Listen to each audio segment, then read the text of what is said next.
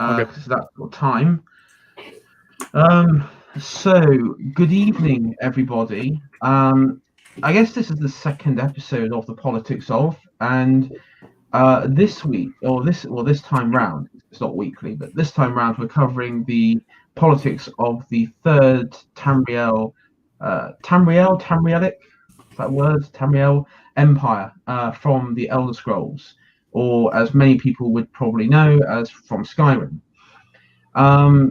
So we're going to be looking through the same thing we did sort of with The Witcher with Harrion last time round. We're going to be looking through the sort of the backstory to it, the origins, the geographical political makeup of the empire, and we're going to be looking at military, culture, religion, that sort of stuff. So all aspects that exist in the world of the Elder Scrolls.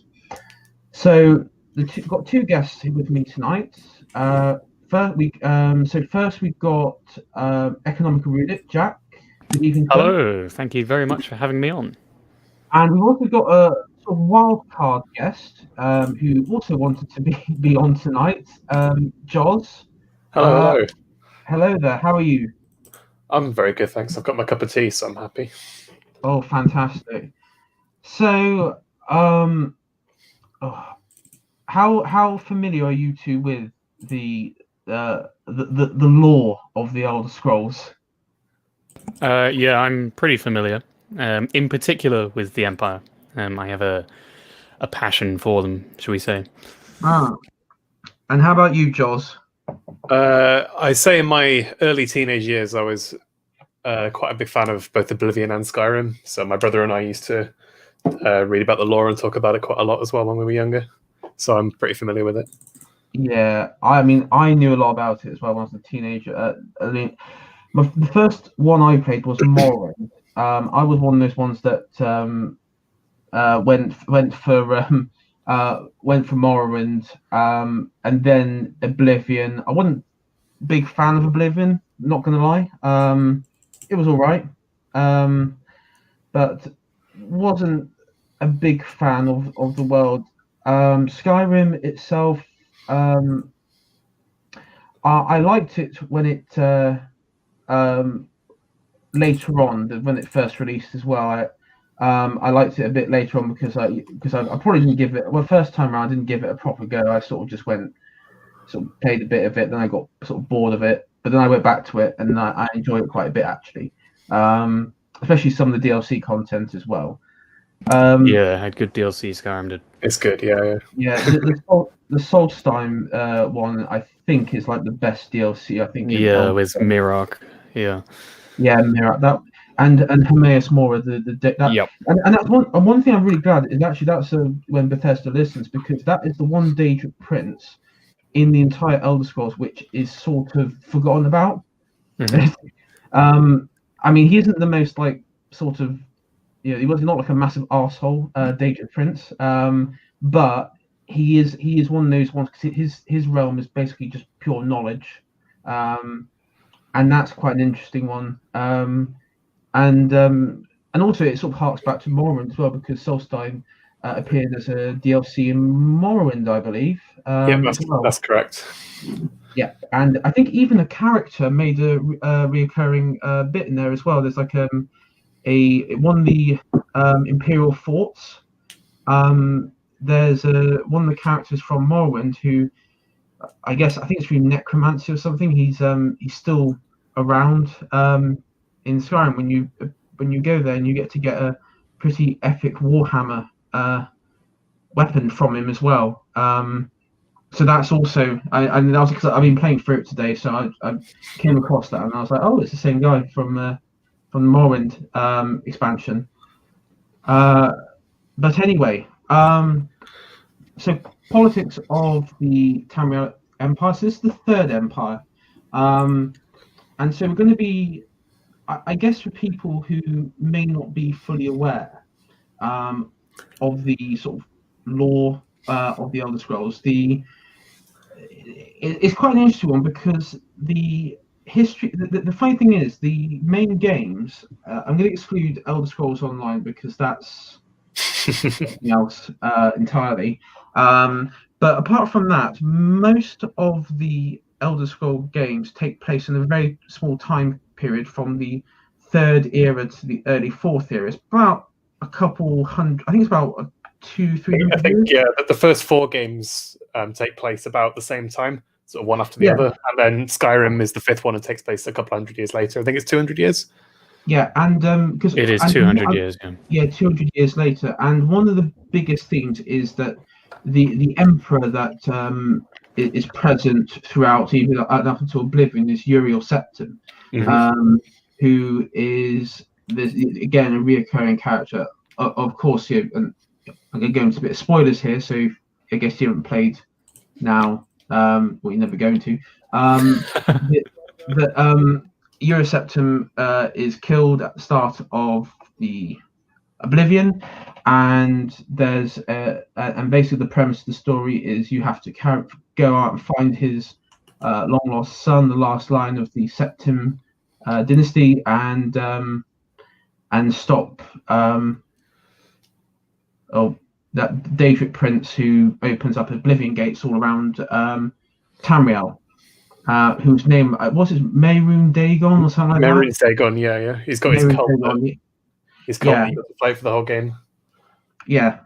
And so that's where we're going to be starting from. We're going to be starting with the events after the interregnum. And so basically we're going to be going, because part of the third empire is that it's entirely based around the Septim dynasty. That is the one dynasty that basically lifted the world of Tamriel. You're looking about nearly it's like nearly 700 years of basically disunity, chaos, and effectively because the interregnum is known as the Dark Ages. You can go on any like lore site, and it basically just and even in-game books reference how the world basically broke down, not just like politically, but also when it comes to financially, but intellectually as well. I can't remember which book it was, but there's quite a clear reference where they says intellectually the world of Tamriel just went completely regressed. There's ruins everywhere, isn't there? That's part of the game. Yeah, there's ruins, and because one thing you'll see, especially in like Cyrodiil and such, you have the Aliads, which is like the elves who were, I guess, I think it was one of the most wealthiest of the ancient nations in Tamriel. They're definitely the largest as well. The Aliads were slavers, weren't they? That was the first. The first and second empire. Yep. Yeah, that's right, and that's what gave rise to the Elysian Empire, because that's the one. Yeah, she was the I don't know, don't quote me on this. She was a dragonborn, if I remember correctly from the lore. She was associated with those knights from the Oblivion DLC, wasn't she? Because they were 9. Yeah, that's the one. Yeah, the Knights of the Nine. They were fighting Aliads, weren't they? I can't remember whether she's technically a dragonborn. I don't know if she had the power of the voice. But I have a sneaking suspicion that she was dragonborn, because Akatosh, he gave the Amulet of Kings to her to basically free her the rebellion, because it was called the Elysian Rebellion, and it was based and this was the thing, because of the size of the aliens. They in this way I sort of come to the conclusion they must have had many slaves, because they would have to breed the humans who would become the Imperials in Cyrodiil. They would have to breed them in and have many of them, because it wasn't just it was domestic. It was it was working in the fields, but also it was sort of I guess I think there's also a reference that they were also used like in defense as well for the aliens. And so they were all used as society, but also they were used as human sacrifice as well, because one thing about the aliens is that they worshipped the Daedra. Yeah, I guess there's kind of 2 pantheons of gods, aren't there? In the and I guess the Dumna have a separate some of the gods as well. But there's the regular Aedra, which are the sort of quote unquote good gods, which the Empire worships, and then there's the Daedra, which are the kind of chaotic ones. They're the chaotic ones. I think in the Empire, and we'll probably go on this in the religion section, but the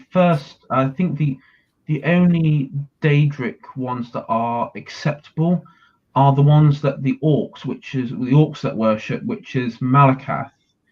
He made the orcs. Yeah, he sort of half a Daedra as well, like he was creating the other ones. Yeah. Is it Azula? He was like cut off or like carved out of one of the other ones, wasn't he? Yeah. And creation story. The third one is the and I forgot her name. Is it Meldina? She's the one that gives you the Dawnbreaker sword. Meredith, something like that.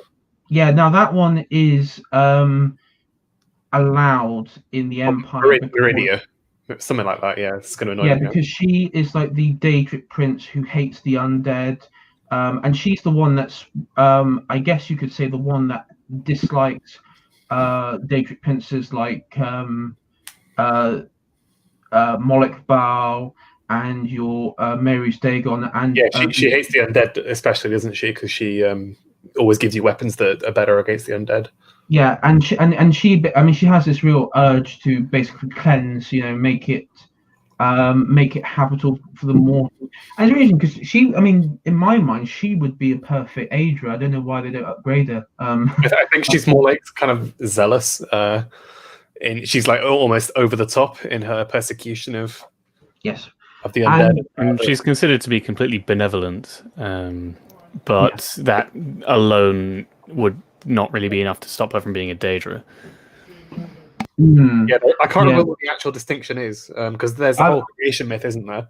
Yeah, it was down to Lorcan. I'm sorry to everyone boring you all, but in chat and everything, I promise I'll get onto the Empire bit. But the backstory was that Lorcan basically wanted to create the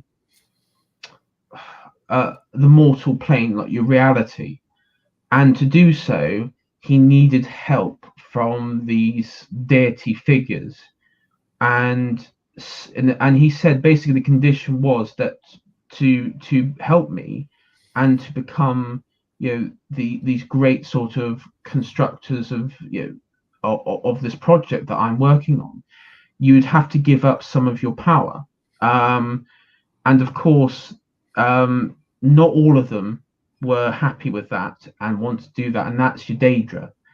Aedra, like your Akatosh and your Zenarith and Mara and such. The 9. They accept.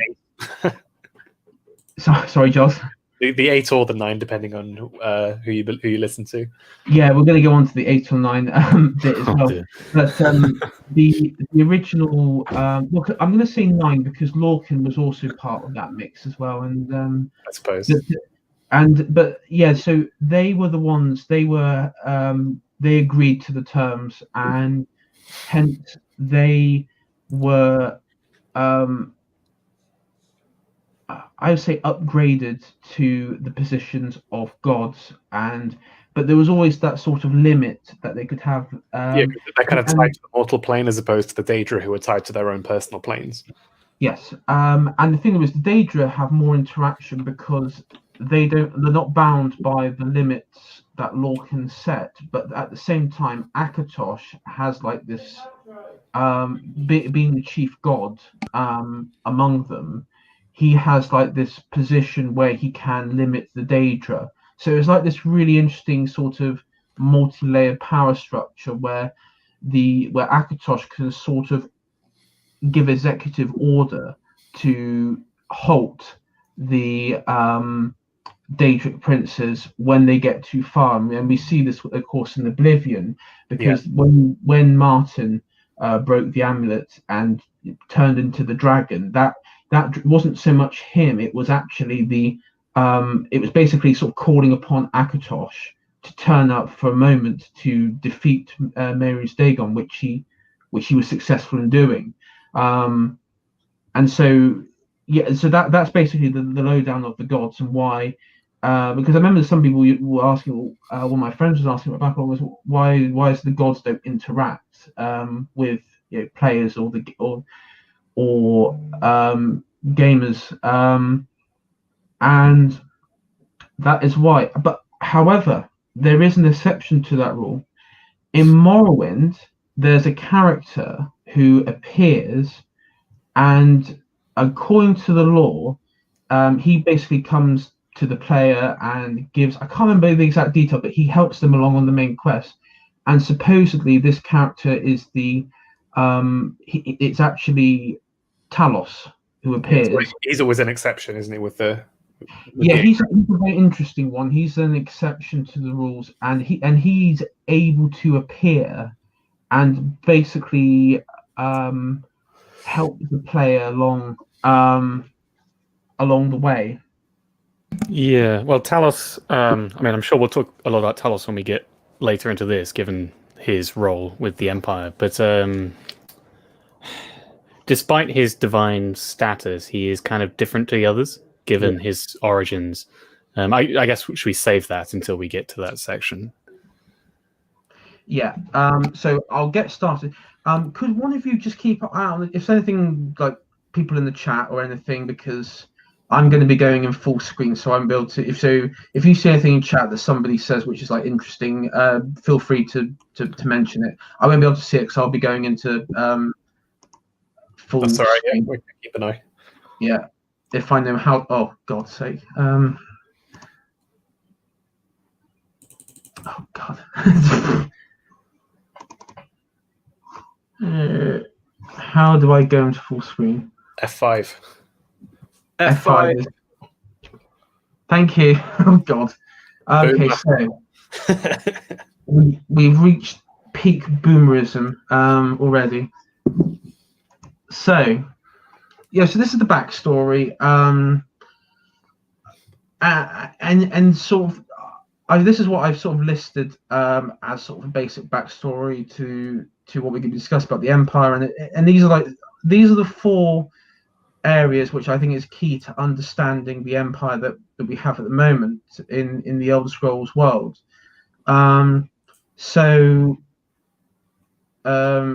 The first one would be, I guess, it'd be the one in the middle that we got here. So we mentioned it earlier. This is the Elysian Empire. Backstory is basically the Tamriel was native to the beast folk, and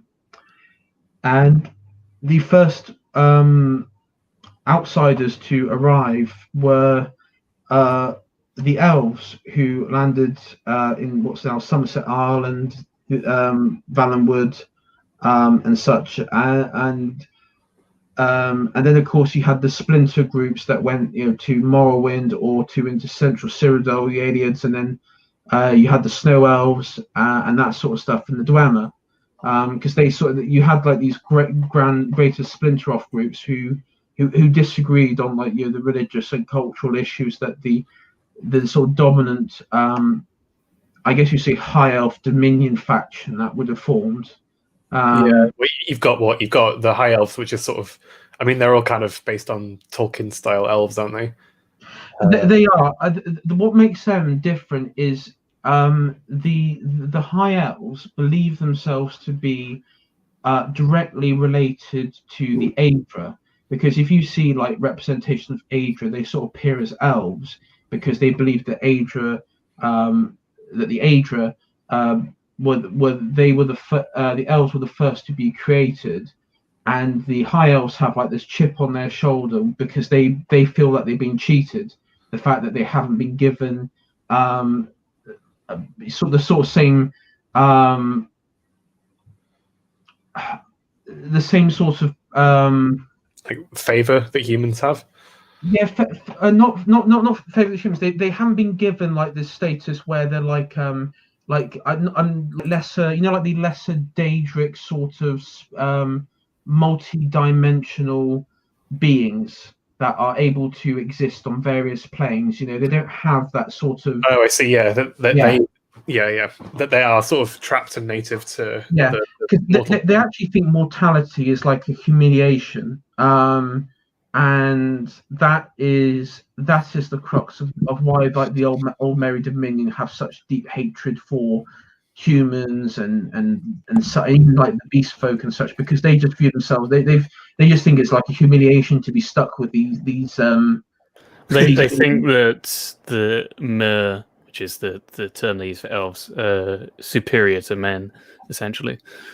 Yeah, that's correct. Yeah, and one of the But it also probably it is worth noting that the older Merry Dominion that we see in Skyrim in particular is built upon a political party, so it's not it's not like their entire race necessarily believes this. It's just the Thalmor that push it, who are essentially a party of sorts. Yeah.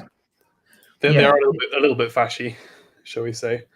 Yeah. Yeah. So it's essentially eugenics that they advocate for, or more likely genocide would be a better. Well, it's not like you've genocided elves in the lore, I guess. Yes. Yeah. I mean, yeah, they are pretty eugenics. Yeah, that's a good point actually. The Thalmor is a political faction.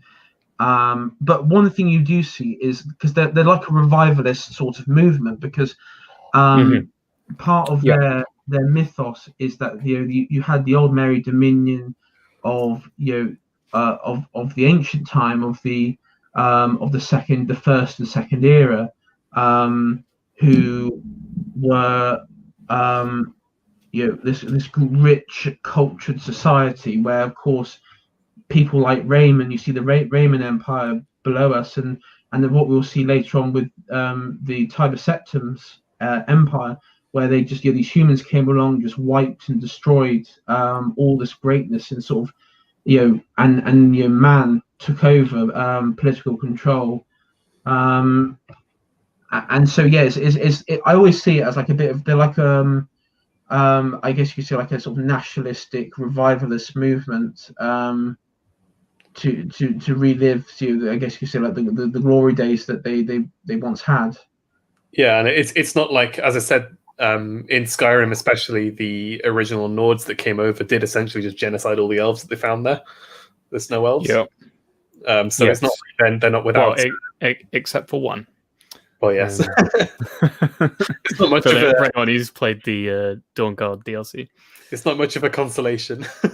and also except for the what they're called, the blind ones who went underground and mutated. Yeah, the ones that kind of hid underground and became these blind goblin-like creatures. Snow elves. Yeah, they were the they became the Thalmor, and that's quite an interesting one.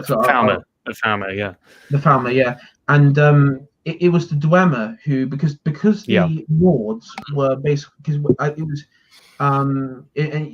Ysgramor who was the one that's at who it was the founder of the Companions, because he arrived on the north coast of Skyrim with 500 men and basically carved out this empire. You'll see it here actually. This is basically what his and his successors did. They carved out this. Yeah, so that they were the first humans on the continent. Am I right? That is debatable because apparently Blackmarsh had humans, possible humanoids. So it's hard to tell. Currently on the first recorded. I guess what I'm saying is that's the sort of mark of the time when man starts getting involved in the elves business. Yeah, that's right. And what happened was the Nords, because their homeland of it is a continent to the north of Tamriel. Yeah, it's basically the Arctic, but it's the Arctic was basically it was dying and the land was destroying, and there was a complete evacuation of the continent by the humans, the proto-Nords, let's say. And Ysgramor and such, they landed on the north, and they were the first ones to engage, and it's said that they slaughtered thousands of elves and spread across, and we know this from the Dawnguard DLC that the slaughter was such an extent that they had to retreat first into the mountains and then they had to seek the help of the more advanced Dwemer.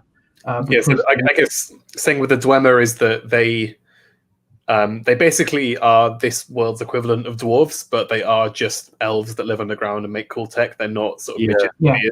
And Yes, yeah, they're that's right. And extremely they're technologically advanced steampunk sort of steampunk. race. Yeah, and they had robots. They even had an airship, apparently. So that's how advanced that they Well, were. there's an airship mod on Skyrim. Yes. Yeah, there's an airship mod, and also there's an airship in Solstheim DLC in Skyrim as well.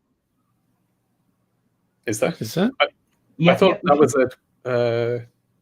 if you go to I guess it's the central part of the map. It's near the Nord village.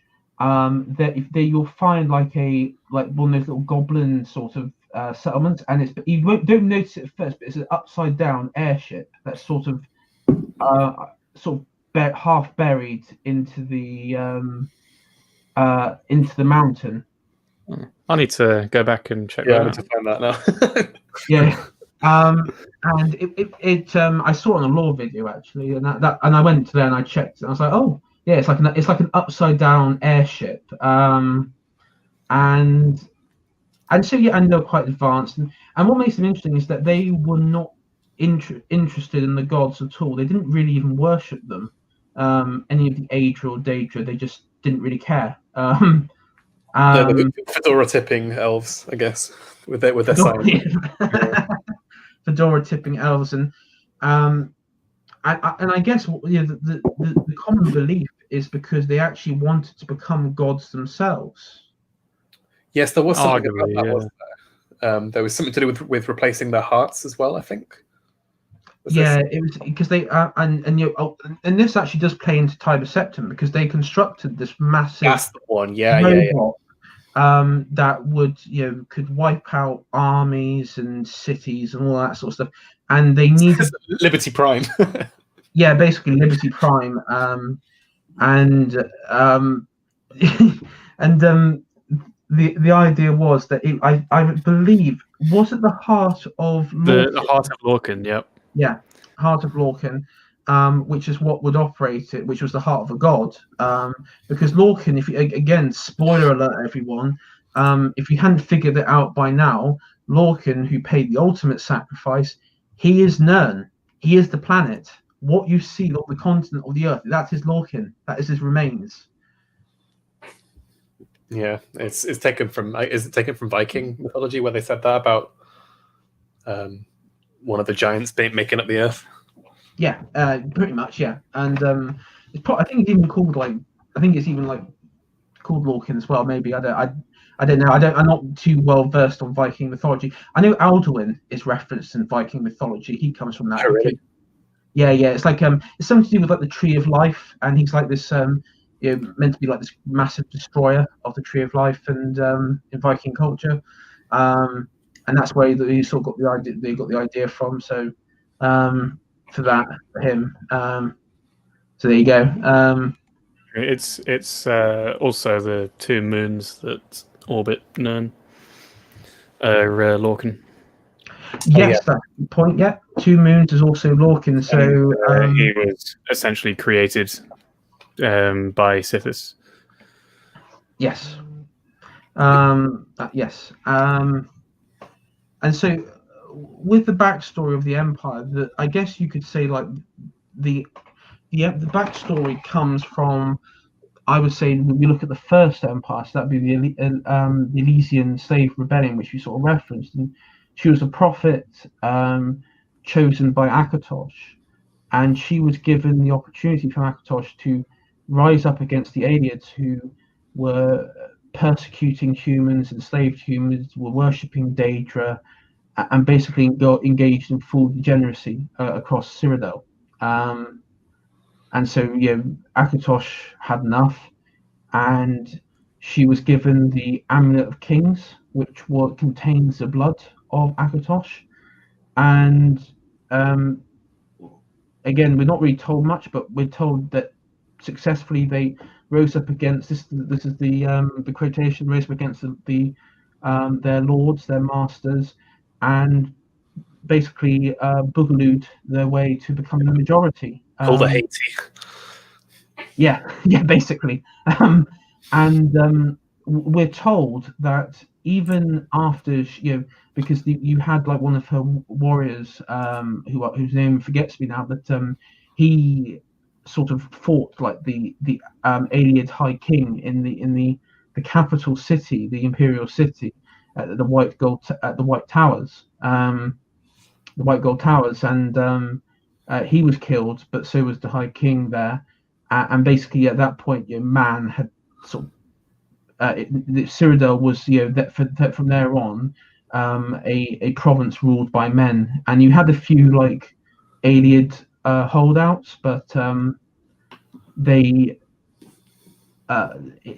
didn't. It didn't really materialize. They sort of eventually went by the wayside, as you had the more and this is the thing, and this is something that isn't really explained much in Elder Scrolls lore too often, but there isn't really so much a race called Imperials. You have the Colovians, and then you have the Nebben Valley humans, and they're basically what make up the combination. They make up the Imperials, but it's like to the west, along the hills and sort of forests around here. These like the Colovian Imperials, and they're the ones that are the more militant, the ones that make up the majority of the officer class and political class, and then you got like the Nibbin Hill, who like farmers and that sort of stuff, and peasantry, and you see throughout that there's this constant, like whenever civil war happens, it's always between east and west. A bit like north and south in England. Yeah, but it's like that. Or in the US. That's true. Yeah. Yes. Yeah, and it's that's like the dividing line between the two, and but I guess over time, especially over Talos's time, they sort of became the identities between the two sort of just amalgamated into Imperial, because he was such a great unifying figure within his empire, and of course the success of the empire that had afterwards, up until the events of Skyrim. Yeah, it's also a lot of it is as a nation expands and regions become more important, you're more likely to get that region unite, and so that this is particularly what we see with Cyrodiil, with the Septim Empire. Yeah, and I was gonna say, I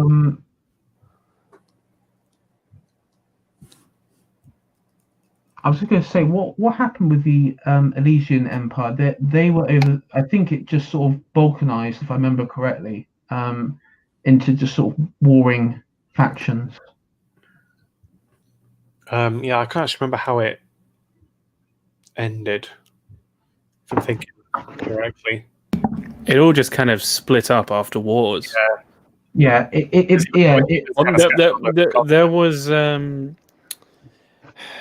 there was that huge war that they had, the War of something or other. Yeah. Was it with the? I think the Elysians, they tried to invade High Rock, and the Nords stopped them, and then it sort of just disintegrated from there. Like this was her successor. That was. No, this was a civil war. It was. Oh, right, yeah. It was a big rebellion that they had, because it was regarding religion. The people rebelling felt that the order was too theocratic. Oh, I see. It was the War of Red Diamond. Red Diamond. That one. Yeah, because he had like the Elysian Order, who was seen to be like too. They felt that the Elysian Order was too kind of theocratic and dogmatic and as you say, radical, and so this led to a huge rebellion that got so big that it essentially completely split up the empire, until the next one came along. Because the next one was the Raymond. The War of Righteousness. Yes, that's the one. I got it up here actually on my lore page. Yeah, yeah, because it was a civil war and it decimated the population and Cyrodiil, and it remained. I guess you could because if you look at a map of Cyrodiil, you can see the sort of various I guess like in Oblivion they're like counties, duchies, whatever I like to call them, but Yeah, they there's a big symbol. Each one makes up a big city or town that you can go to in Oblivion. Yeah, so you got Bruma, you got yeah, they're all independent. Yeah, they're all independent, and they can and they sort of and throughout this they'll be referred to as kingdoms because that's basically what they were. They were just like small petty kingdoms.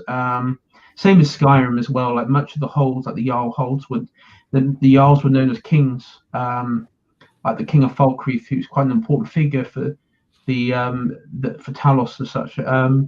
But so down here we got the Raymond Empire. So that was the second empire. This one's quite an interesting one because he achieved pretty much what nearly Talos achieved, minus Morrowind. Because he conquered he sort of conquered all the various warring factions in Cyrodiil. He managed to take over Skyrim. I think with quite ease. I think High Rock and Hammerfell, and obviously the Elven and Blackmarsh, it was full military campaigns. And then the last campaign that he was meant to achieve was with Morrowind, but from what I understand, it was pretty much the various like living gods like Vivek and such who helped the Dark Elves to hold out against against Raymond's men. I guess the Dark Elves kind of we've talked about the religion before. They kind of made their own gods, which as opposed to the other ones that kind of worship the pre-existing gods. Yeah, that's the interesting, and that's what's. One interesting about the Dark Elves is they're like the one province, the one faction, the one people in the Elder Scrolls who are completely different to anybody else. Like it really is, because that's one thing we understand with the game with Morrowind is always being described even by Bethesda as like it's like the alien province. It's like completely unlike any of the other neighboring ones. The other ones you can kind of compare to real life places, like I mean, Hammerfell is sort of desert, and Skyrim is ice and mountain. Cyrodiil is very just kind of like a typical fantasy setting. It's like, green and pleasant, I guess. But Morrowind's kind of this alien landscape with giant mushrooms and volcanoes and all sorts. Yeah, and of course Morrowind is just it's not really comparable. I mean, it's pure fantasy and it's pure alien world, and so when Raymond his campaigns into Morrowind had very little success, and he died. He did die, but what happened was I believe before he died, it may have been Raymond II. A peace agreement was signed because both sides had lost had heavy losses. And they just signed a peace agreement, basically acknowledging each other's territorial borders, and then of course by the time Raymond III, it was Raymond II who died. Yeah, and then the time when you had Raymond III, you had the Akaviri invasion. The weebs. Yeah, basically Akavir is basically the Asian continent. It's kind of off to the east of what you can see in these maps on the screen now. Yeah, I might bring it up on a separate to give people sort of a thing. And also the Akaviri continent is twice the size of Tamriel. Yeah, it's massive. They've got sort of weird snake samurai and all sorts of weird shit. Yeah, you got snakes, you got monkey people, and you got like tiger, like Khajiit, but they're like tiger. And they're a bit bigger. Yeah. I mean, you can tell that it's obviously based on Asia by the their architecture. And Skyrim, the Skyhaven Temple, for instance, is an Akavir temple. Yeah. You got Sky Temple. You got the one in just outside Bruma as well. Cloud in Oblivion. Yeah. Yeah, that's definitely age. And they all have samurai swords and sort of samurai-like armor. Yeah. And because you had two Akaviri invasions, and I believe the first one was the more successful one with the humans to repel them. But the second one was quite interesting one because it resulted in the Akaviri actually taking land on Tamriel, and then it sort of they sort of, because you had then the Akaviri, because this is the snake people, the people who you would see as the blades, sort of were being taken on as, I won't say mercenaries, but as almost like bodyguards for the Raymond dynasty. Yes, and they were the proto blades, I guess. Yes. Yeah, well, with the blades, you can see the kind of Akaviri influence in the fact they use katanas and everything. Yeah. I guess the one thing that I would add about the Raymond Cyrodiil is, correct me if I'm wrong, but there's nothing particularly divine about him or his dynasty. He was Dragonborn. Was he? But yeah, I remember Tiber Septim was. Raymond was, yeah. Yeah. Well, he said the Akaviri thought he was Dragonborn. Right. Yeah. I'm trying to remember the relationship between the dragons and the Daedra and Aedra and stuff, because they're kind of semi-divine as well. Mm-hmm. Yeah. It's also important to remember as well that before the Elysian Empire, by that time the dragons were extinct. Oh yeah, they wiped out ages ago when the first Nords turned up in. They genocided the elves and the dragons at the same time. This is the thing. Like this is the bizarre thing. You have like Dragonborn and everything, but throughout this entire time, the dragons were sort of extinct. I mean, they did sort of exist in Akavir. Apparently, we hear that from Parthenax that they're sort of, again, loosely referenced. But yeah, they sort of, that if there's a few on Tamriel, there's I think there's about two, which is Parthenax, and then there's like the Tiber Septim had like a pet dragon as well. Yes. Who helped him in Hammerfell, which we'll get onto. But yeah, with the Raymond dynasty, with the Raymond Empire, naturally what happened was the usual with these sort of weak beta dynasties. It's a very academic description there. Yes. Well, what happened was he kept his eye off the ball. He had shit advisors, like typical like Chinese style, where you just fill the court with eunuchs, and then they just sort of, are just a bunch of bitter bastards. And the Tees had the same problem. And so when it got to Raymond III, he was assassinated along with his heir, and then that was the end of the dynasty. And you had the start of the interregnum period. And so one was basically all the provinces started to break away, then all the sort of inner like duchies, counties like sort of broke away, and you had all like these petty kingdoms forming. The entire continent went back into the Dark Ages. The Amulet of Kings, which was a key sort of symbol, divine sort of gift from the gods, went missing, and the seat of the Ruby Throne in the imperial capital was left unoccupied, and it was complete balkanization. But the funny thing was, the one place that fared well in all this was High Rock, because they were used to the balkanization. Yeah, because they're all sort of backstabbing kind of little, I don't know what to call them. I don't know what to compare it to in real life either. Like, I guess like the Italian states. Yeah, I was literally about to say, Italian city-states. Yeah, they're sort of very Machiavellian, very backstabby, political. Yeah. It's also worth noting that Morrowinds did fairly well during the interregnum. They're similar too. They have the sort of assassins guilds, and a lot of it's put to because they had different gods. And of course, I'm sure when we get to the religion later, we'll talk about the kind of semi-presence of the divines in the Elder Scrolls. But they have Vivek and their tribunal. Their gods are just kind of there, hanging around in Morrowind.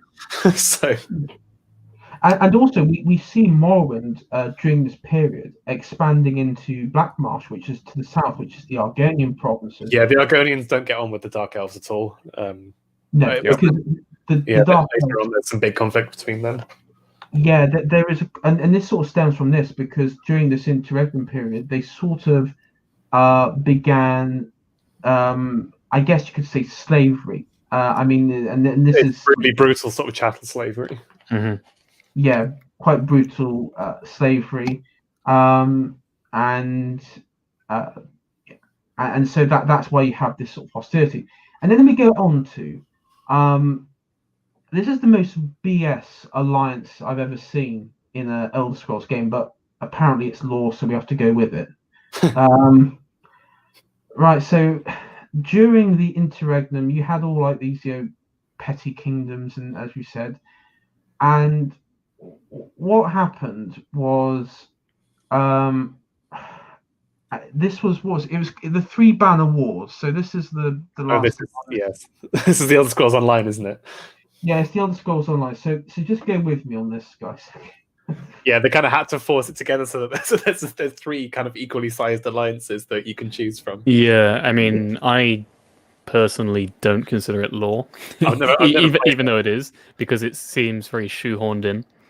Yeah, I mean, I think one thing that I remember at the time referencing, you have the Ebon Hawk pack, the Ebon Hawk pack, which has got Nords, Dark Elves, and Argonians. Fucking give it over. That's not going to happen. Yeah, I guess, is there a real life thing we can compare that to?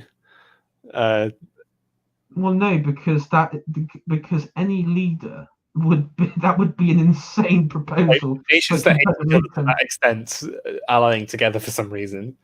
Yeah, I mean, I think the lore sort of backpedaled because I think there were some people like ZeniMax and Bethesda that sort of realized there was inconsistency.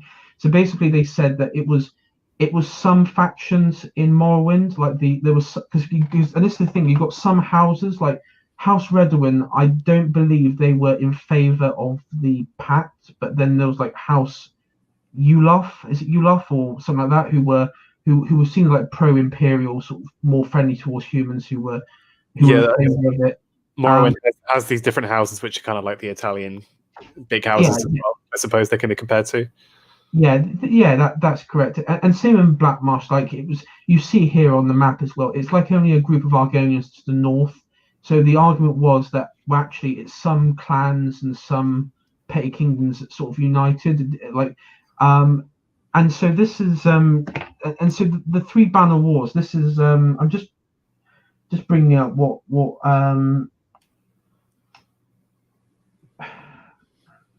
so I'll just bring up the Three Banner Wars just to remind myself of. Yeah, it's like go on, sorry. I was going to say it's worth pointing out the three factions of the Aldemari Dominion, which we've already established is based around the High Elves, but also it included the Khajiit, didn't it? And and the Wood Elves, I believe. The Wood Elves, I mean, it's a bit like Germany turning up in Austria. Yeah. The kind of and there's the Daggerfall Covenant. The Daggerfall Covenant and the Ebonheart Pact, which we've been through. Yeah, the Ebonheart Pact. Yeah, so the Three Banner Wars. So this sort of gives a backstory. So it says a divided Tamriel had witnessed a series of conflicts and crises that had inspired the different nations of the land to band together into three distinct alliances: the Greater Daggerfall Covenant, the Ebonheart Pact, and the Aldemari Dominion. And this happened all in the span of about 20 years. Because the first one to form was the Daggerfall Covenant, and it sort of references the reason why was it was due to the Soul Burst, and basically what happened was that at the time you had the Empire of Cyrodiil, which was under the control of like Empress Regent Sevilla Tharn, and what happened was that they, in some weird way, all the provinces sort of still paid homage to the Cyrodiil Empire, even though they didn't need to. So I don't understand this, but anyway, let's go along with it. And each alliance saw the opportunity to overthrow a corrupt imperial regime and install their own emperor on the ruby throne, but also had to deal with the other two alliances. And so I think what happened was basically because the Daggerfall Pact were the first to form, there was like an emergency, like within the Ebonhawk faction that would form, was basically, oh, we got an aggressor on our frontier. We need to, like you had with the Warsaw Pact, you must have like NATO and just so we can like face off with each other. Counterweight. Yeah. And as we said, Old Merry Dominion is not surprising the pact formed like they did. Yeah, well, as soon as they heard that Cyrodiil was in a weak state, obviously they're going to take advantage of that. Yeah, we've established. Yeah, for those watching, the Outer Merry Dominion and the High Elves are going to be a continual reoccurrence, particularly when we talk about international relations and things. Yeah, that they are sort of the nationalist supremacist faction within the High Elves. Yeah. Yeah. And so we'll go to the next one. So so again, we're sort of going into what we're going to be talking about now, which is of course the Empire, the Third Empire, the Empire that features throughout the Elder Scrolls games, and I guess you could say probably the most, well, it's undoubtedly the most successful empire. Yeah, it's the first one to completely unify the whole continent. Yeah. And so what we have here is the Tiber Wars. So Tiber Septon is quite an interesting figure because it's interesting because people who play the Elder Skyrim, you actually, in many ways, you sort of, and there's certain instances in the game where you actually recreate his life. Yeah, he's a sort of ancient hero, kind of, sort of Caesar type, kind of.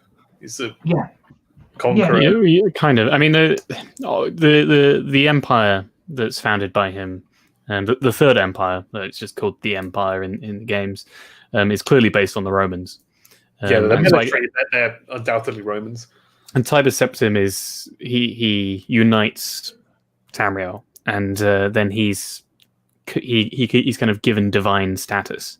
And so I guess the similarities are with Caesar. Obviously, he was killed IRL. Spoilers for anyone who doesn't know Roman history.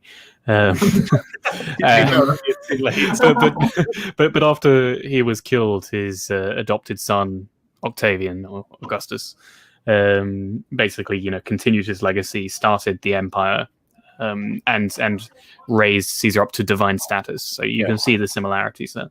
Well, this happens to Tiber Septim, because I mean he becomes Talos, the ninth divine. Yep. So that's why he's slightly different, because he comes from a mortal man to begin with. Yeah, and another link to the Outer Merry Dominion there. Yeah, because the elves really don't like that. Yeah, part of the White God Concordat, which I'm sure we'll come to, is the banning of the worshipping of Talos of Tiber Septim. But that's all way down, so we'll. That's why I said it's the 8 or the 9, depending on who you ask. Yes, that's why I kind of I just kind of muttered, "Oh dear." So, what do you guys know of the early life of Talos or Tiber Septon, however you want to, or even, and again, this is some deep lore stuff here. His original name was Hiarti, or Hiachi. It's a Nordic name, wasn't it? Yeah. Yeah.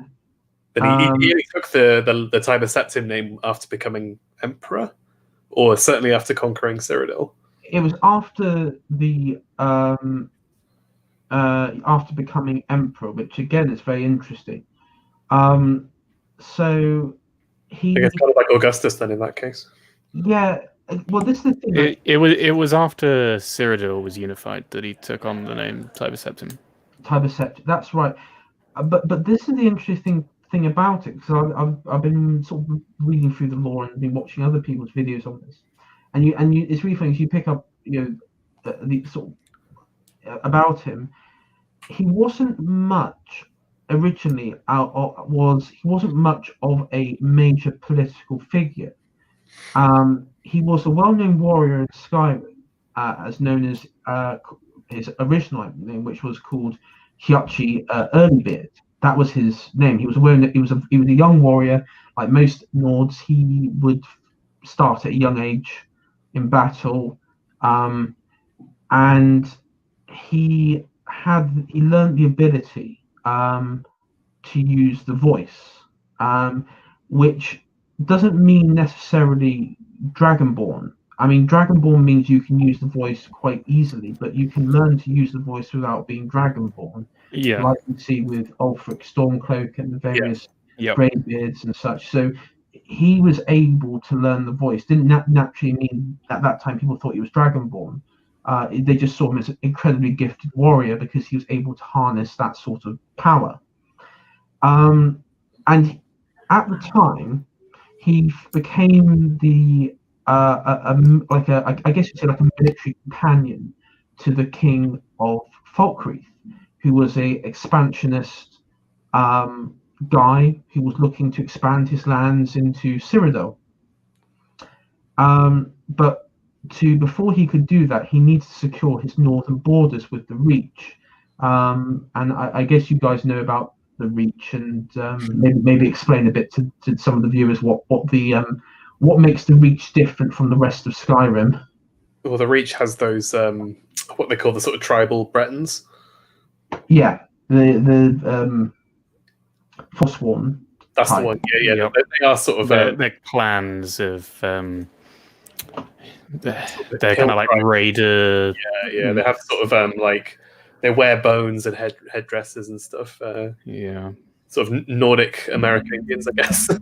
Yeah, they are essentially, whenever the law needs someone to go on some sort of military conquest that doesn't have significant repercussions in the law, they always just be like, oh well, they went and attacked the Forsworn. Yeah.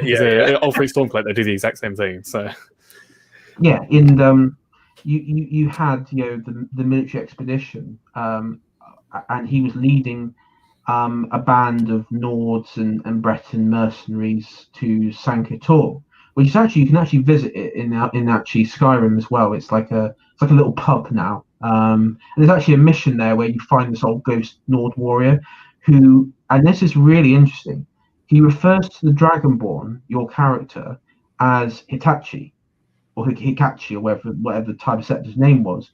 So when he sees you as Talos, which is interesting because it sort of hints that the Dragonborn might not just be your run-of-the-mill Dragonborn, but actually a reincarnation of Talos, maybe. I don't know. Considering how much you can achieve in Skyrim, it's probably a safe bet. Yep. Well, I will say at the end towards the end of the stream, I have a theory about future games. What will happen with the Dragonborn, the character in Skyrim? Because I have a theory of what's going to happen. He's a bit of a tank, the Dragonborn. He, I can't think of. As with all of the protagonists in the Elder Scrolls game, how powerful he is.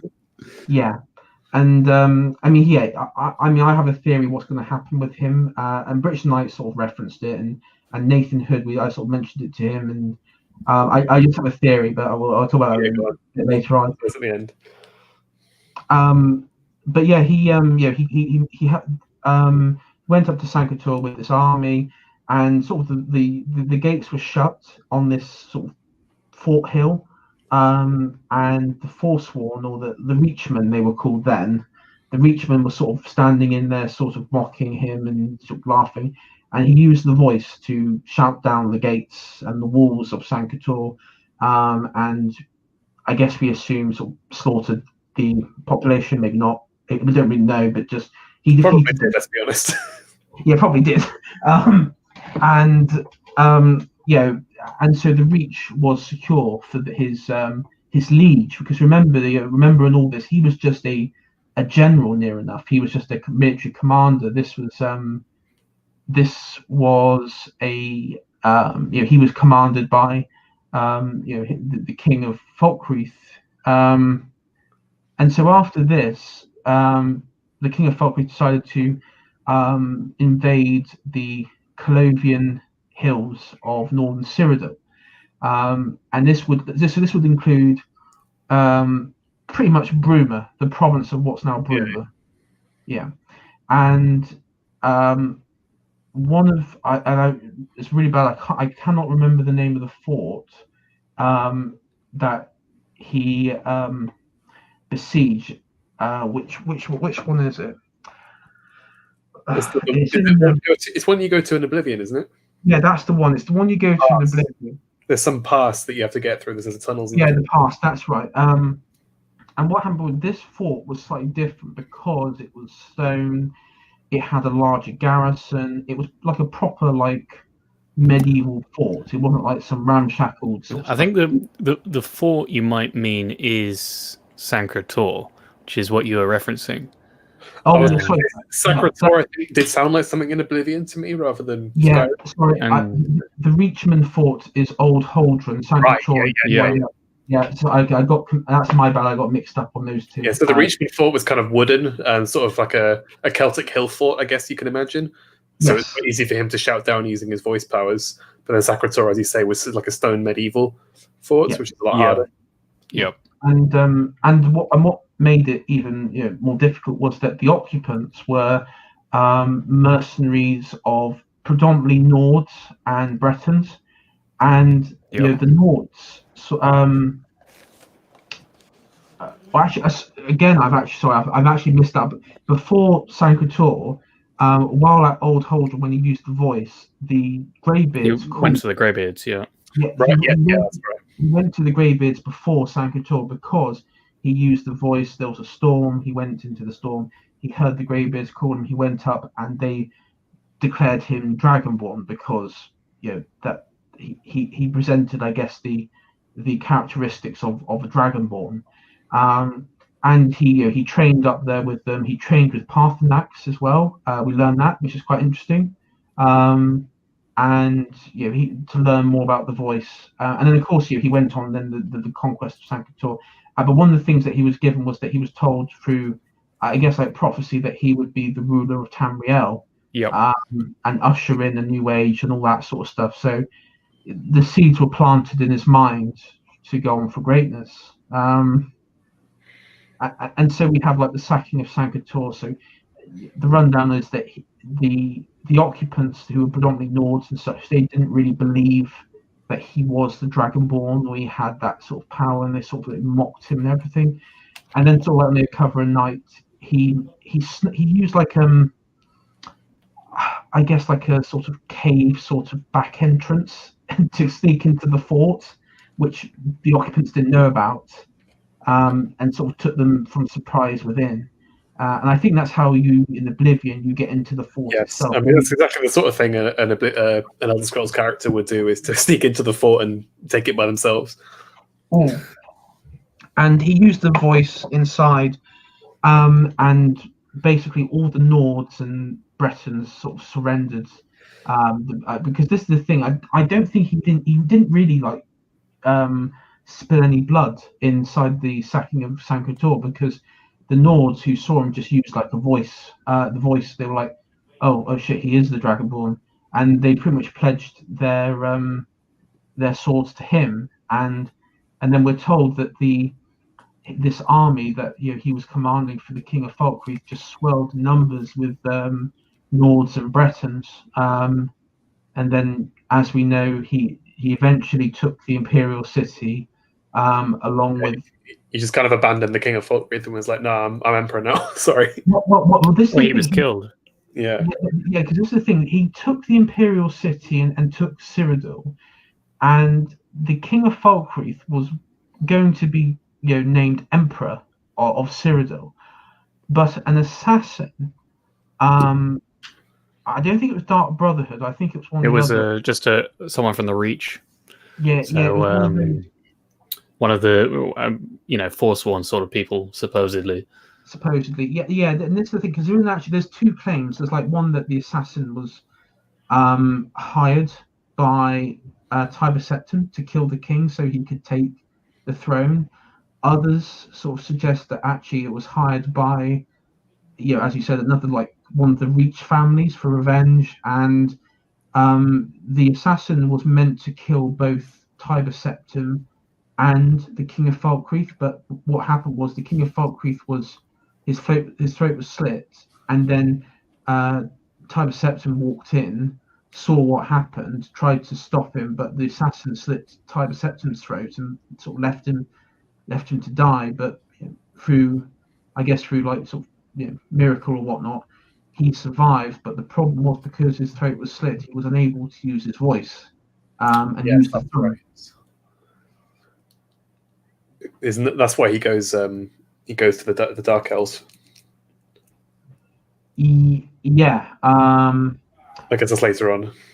Yeah, that's it. Yeah, you actually talk about that, because I'm actually not too sure about that. I know that. I know that he sort of loses his capability of using the voice. Like he could barely even use like a basic thumb, let alone. And he doesn't actually take up. And because of it, he doesn't actually command like any armies in the field. And apart from like Hammerfell and the Altmerry Dominion, where the stakes are quite high, but he doesn't really like he doesn't sort of like engage. It sort of like forces him to be more of a sort of emperor who's behind instead of leading the men at front. Supposedly that's how it sort of goes down. And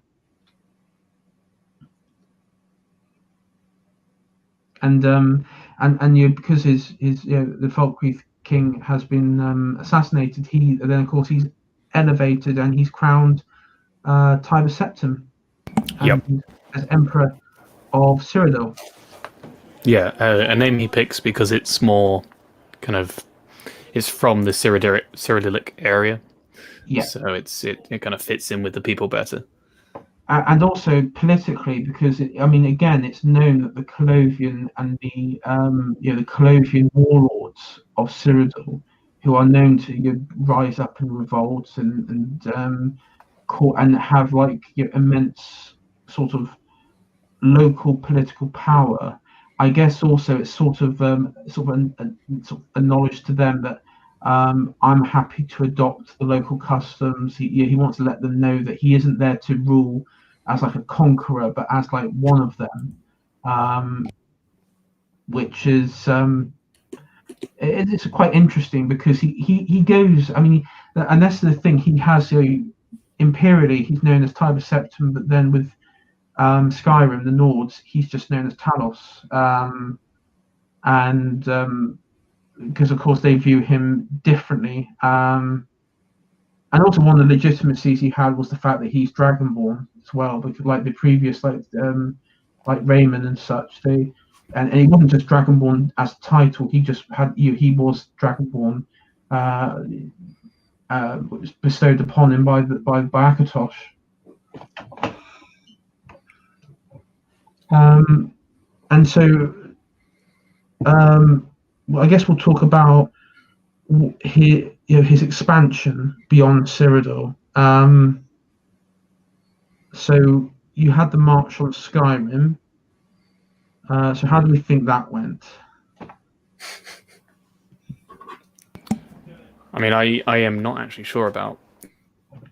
So yeah, that's interesting because there isn't much in the way.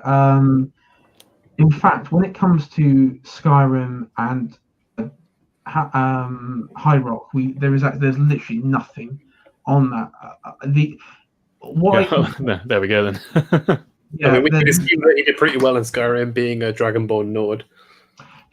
From various Reddit forums, like throughout the years that I've had to look at, like making this, I'm told that the sort of agreed law position, and even like within Bethesda, it's basically he marches armies up to Skyrim, and all of the Jarls and all of the Nords basically bowed towards Dragonborn and accepted to be part of his empire.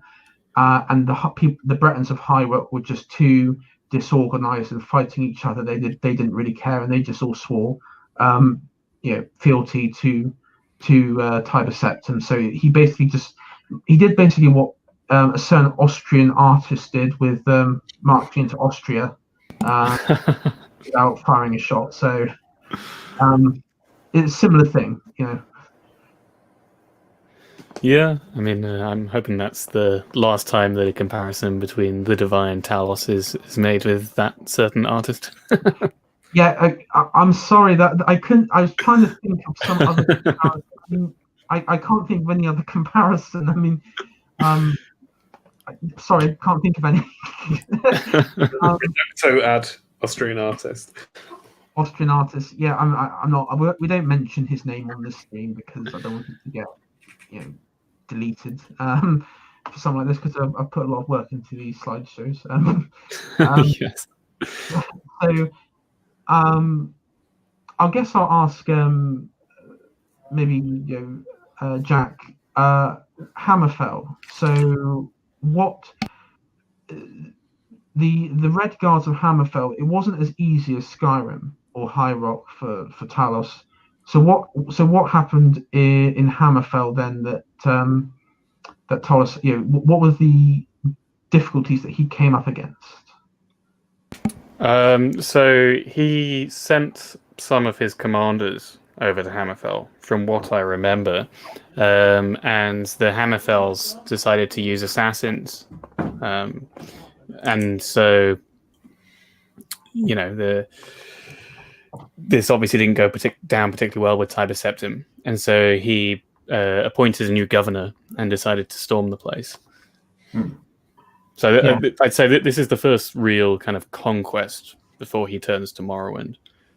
Yeah, it's the first sort of conquest, and he waits until the I guess you could say like the High King of Hammerfell dies, and there's like a sort of small, sort of sporadic civil war between the Crowns and the Forebearers, and he sort of backs the Crowns.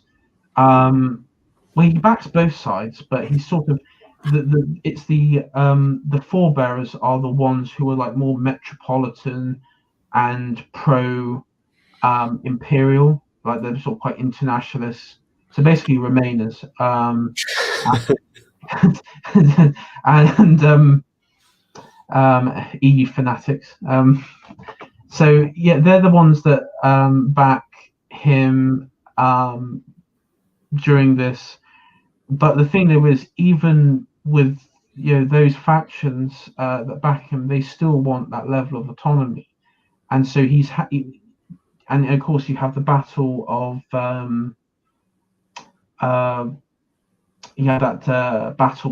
defining battle where the Tiber Septim uses this dragon to destroy the Yakudan fleet, which is the Red Guard's fleet. But even then, it sort of results in Strozmakai. That's it, and and it results in the deal where basically they will submit to imperial rule, but they don't want to be ruled like Skyrim or High Rock, where where it's direct imperial control. It's sort of, so the High King and the various the High King of Hammerfell has a level of autonomy.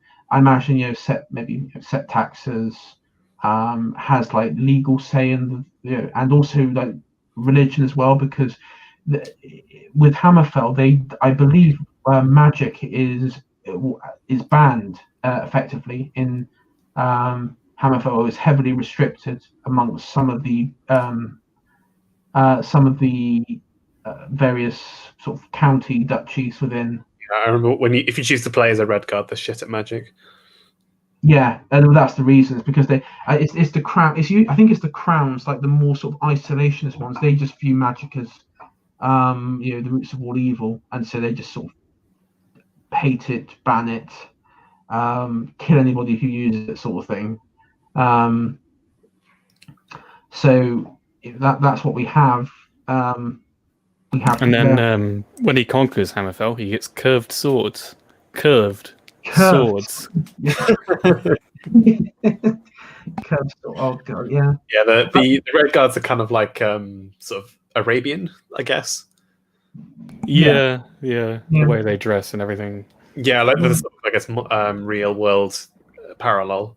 The kind of Arabs, I guess, with curved swords and curved swords. Curved swords, mate. Curved swords. And I think the next Elder Scrolls game is going to be set in Hammerfell. I'm like 99% sure. Yeah, that's what they're saying. They're saying,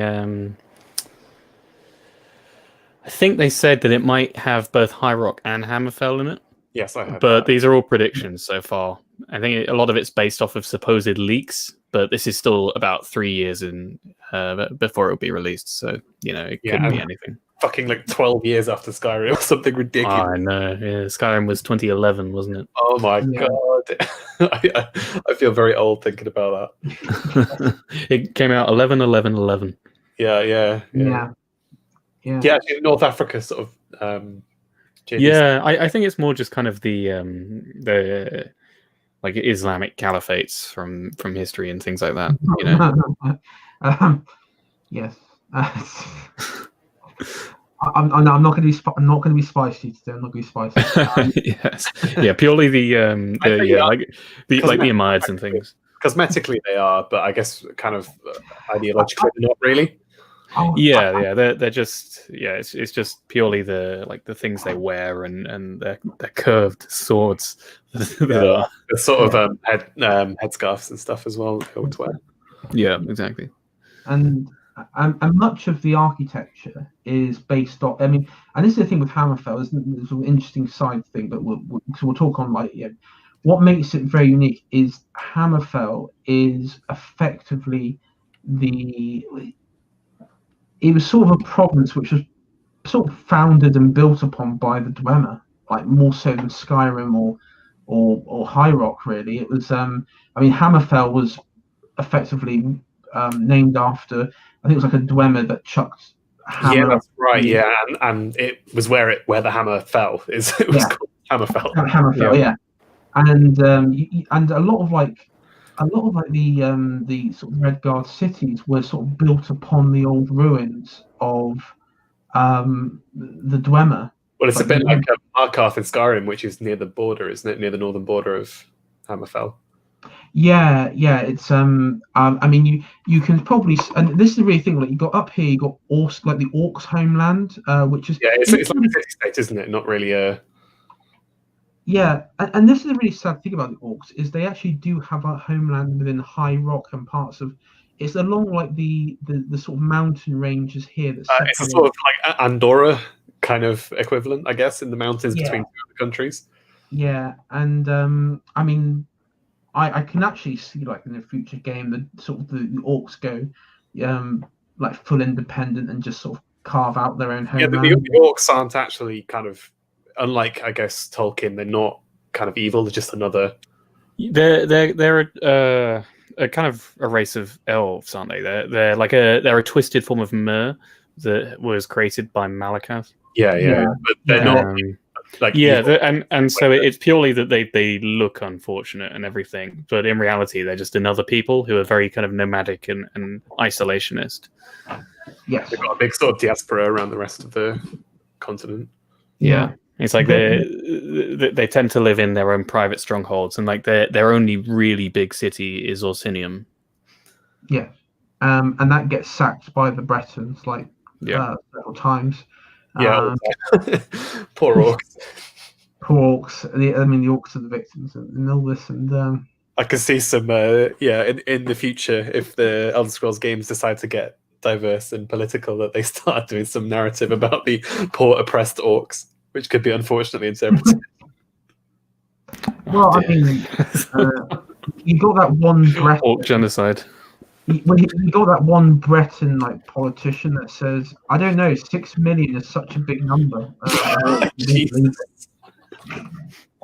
I mean, it's not like so that there have been greater genocides in Tamrielic history. Yes. Camps? What camps? These are just perfectly reconstructed strongholds that we made for the orcs. These aren't camps. Just because their map marker looks like a tent. Yeah. Yeah.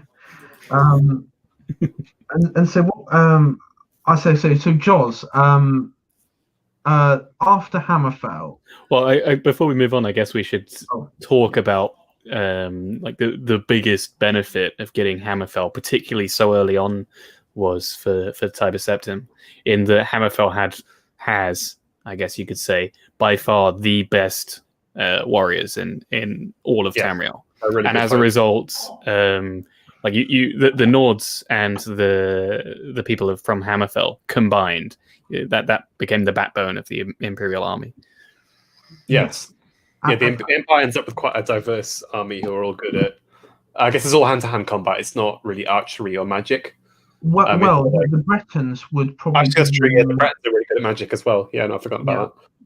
Yeah. I mean, yes. So when they acquired Hammerfell, there was.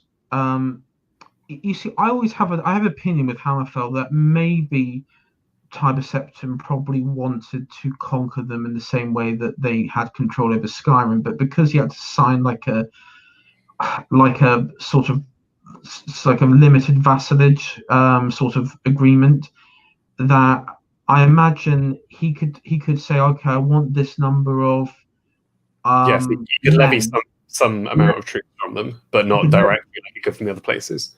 Yeah, and so there was limits to his levy, so he couldn't like ask, I want like a mass conscription across Hammerfell like he could do with Skyrim or High Rock.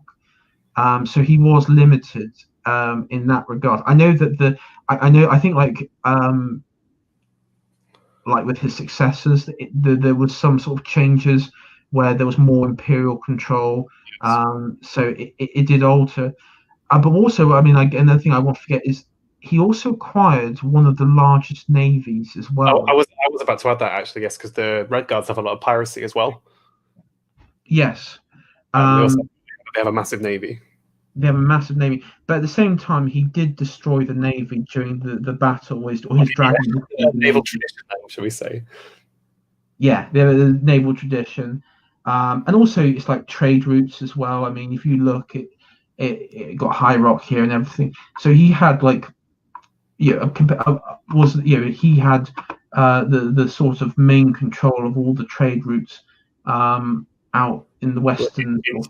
Anvil, the Cyrodiilic city at the bottom of that bit of coast.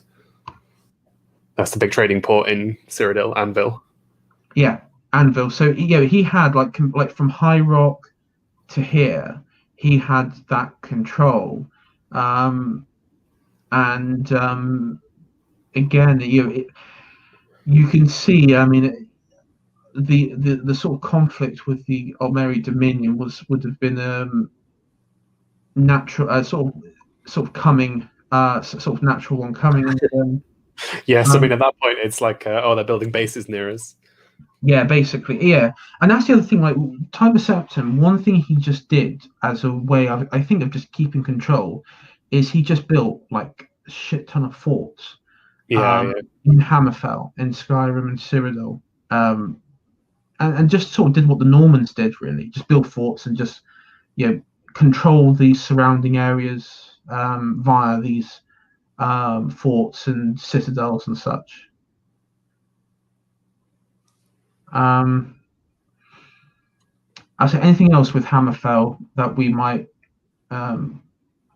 relate to Tiber Septim that we might have missed? I don't think so right now, but we can always go back if we suddenly remember something.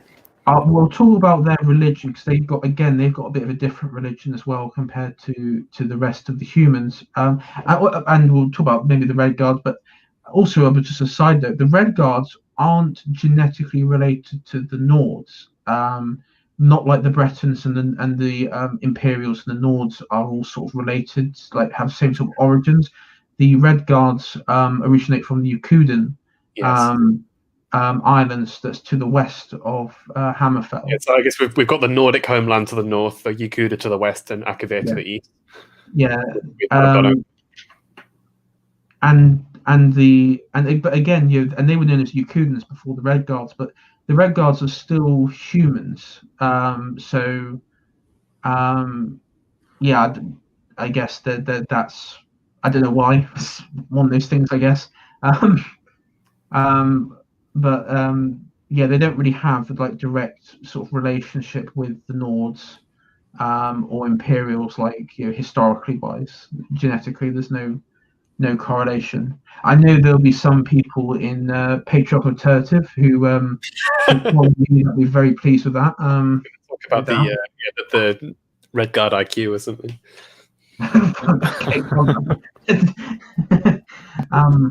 Very good. To be fair, it's probably quite high, to be honest. Pretty reasonable. I mean, there's a lot of them in the Imperial Army as well. They're very good at. Yeah. They had decent civilization as well. As I said, the more equivalent, as you said, to the sort of Arabs and like Muslim caliphates. Yeah. So after Tiber Septim had acquired all the human realms within Tamriel, his next victims were going to be the elves. Here we go, boys. And the next victims, of course, would be the Dark Elves, which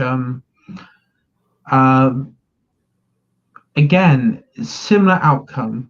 So, Joz, could you explain Tiber's war with the Dark Elves of Morrowind? I would say I'm not clued up on the details, but I know. Well, he ended up building, as we said at the start, the sort of what was it, giant like golem, I guess is one way to describe it. The Numidium. Yeah, that's the word. Yeah.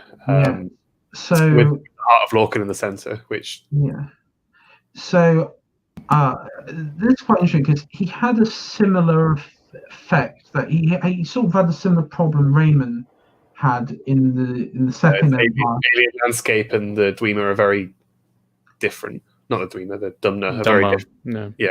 Very, very different and kind of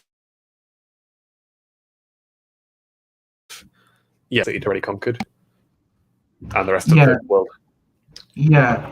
I mean, one of the problems that he had with the conquest is he made like a few initial gains, but the problem was you had the living gods, which were a bit of a problem for him, and I guess it became apparent that the only way that he could acquire Morrowind or have any sort of control would be through the diplomatic routes, and so he made an agreement with Vivek, if memory serves me correct, and basically the agreement was that they would submit to imperial rule, and but they would keep like near enough. It wasn't like autonomy like Hammerfell, but it was like near independence. They would accept, the Dummer would become imperial citizens. They'd be given the right as imperial citizens to serve in such an imperial army and move freely throughout the continent. Vivek and the living gods were pretty much, the power regime was still the same. It wasn't like any radical change that like what happened with Hammerfell, where you had like him installing imperial governors and like pro-imperial families into positions of regional power between the crowns and forebears. You didn't have anything like that. Anyway. It's with Morrowind. So with Hammerfell, and then later when he uses the Numidium on the Aldemary Dominion, those are conquests. But with Morrowind, it was more that there were a lot of skirmishes and things, but eventually a peace deal was signed, primarily because the various great houses in Morrowind had their own issues. So they all just came to an agreement, and they all decided to become part of the Empire, but with a lot of autonomy So a fair amount of independence. But I think obviously the most crucial part of all of this is what we were saying, that Vivek, who's one of the gods of the Dark Elves, gave the Numidium to Tiber Septim in order to get its autonomy. Yeah, that's the interesting thing, because I mean, it begs the question, like, why do you think Vivek gave Tiber Septim the? As opposed to using it on him. Sorry? As opposed to using it on him. Yeah. I mean, do you think it was a tactic to basically, let's just give them everything they want so they can turn on the other elves of the continent? I actually can't remember the relationship between the High Elves and all the other elves and the Dark Elves. The Dark Elves are quite distant from them, aren't they? They're on the other side of the continent, and they also don't seem to get along. No, because they worship Daedra is pretty much why. Yeah. And well, there's something to do with the three living gods. One of them is entirely Dumner, and one's Vivek, like one half and half, and the other one is fully divine, or is it? I don't remember with the Dark Elves. It sounds about right. There's a half and half one, and then there's one that's fully something else, but I can't remember what that something else is. Yeah, that sounds about right. Yeah. And yeah, Vivek's obviously the most kind of, I say human, but the most mortal in his kind of appearance and the way he manifests. Yeah. He's more of a kind of. He is he's one of the gods that you in the game you can actively see, for instance, and engage with if in the right. He manifests like, physically. Yeah. 100%. Whereas like with the others in the games, you'll hear voices or things. Yeah. Often interacting with statues and stuff. Yeah. And I mean, and this goes back to the thing I said about Tiber Septim, or Talos, appearing in Morrowind. And this is a bit of a sort of fan theory of mine. I'm just wondering if Vivek knew that Tiber would, after his death, achieve possibly the title, maybe even godhood. Maybe he taught him how to manifest himself when the time arises in the mortal plane as well, like he does. Yeah, I can't remember how they made the living gods.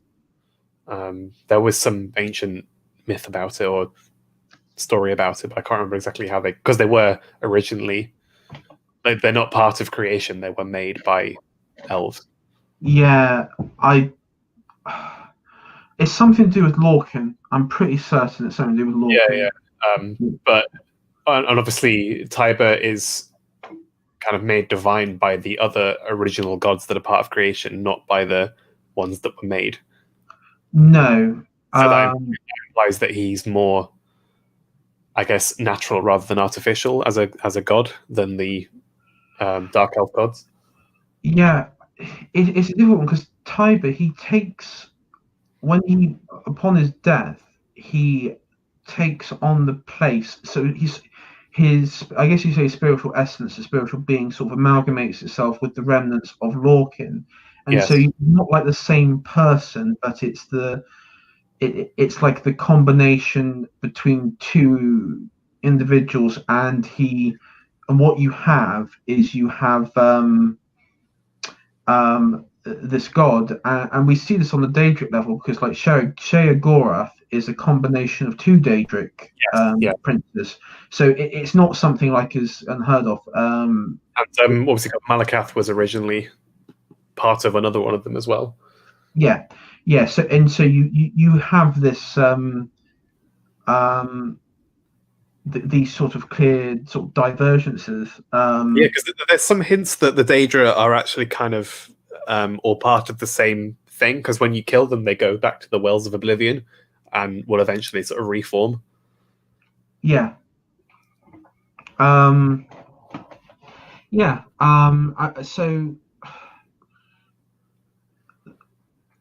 that's the interesting thing about Talos is that he's the one god which is he was given the title of ninth, but he very much operates as the one god who is quite more directly. He sort of operates directly with the mortal world. Yeah, the other ones are definitely kind of exist, and you can gain their blessings and stuff, but they don't really do very much. No, not directly. Indirectly, he does quite a bit. Like he's like Akatosh in many ways, and this is the interesting thing because he and Akatosh are like the one gods that, because Akatosh on several occasions has like he directly does, whether it's like with the Oblivion Crisis or something like that, he will act directly. And I mean, even like in the Oblivion Crisis, one of the things about I think defeating Mary's Dagon was, and this seemed like a bit of an impossible task that that's pointed out in the game, is they need the blood of a god to help. I think it's like build like a portal or something like that to steal a key or something along those lines. It was the blood of a god, and of course, the NPCs in game, they sort of say, well, how is this possible? How do you get the blood of a god?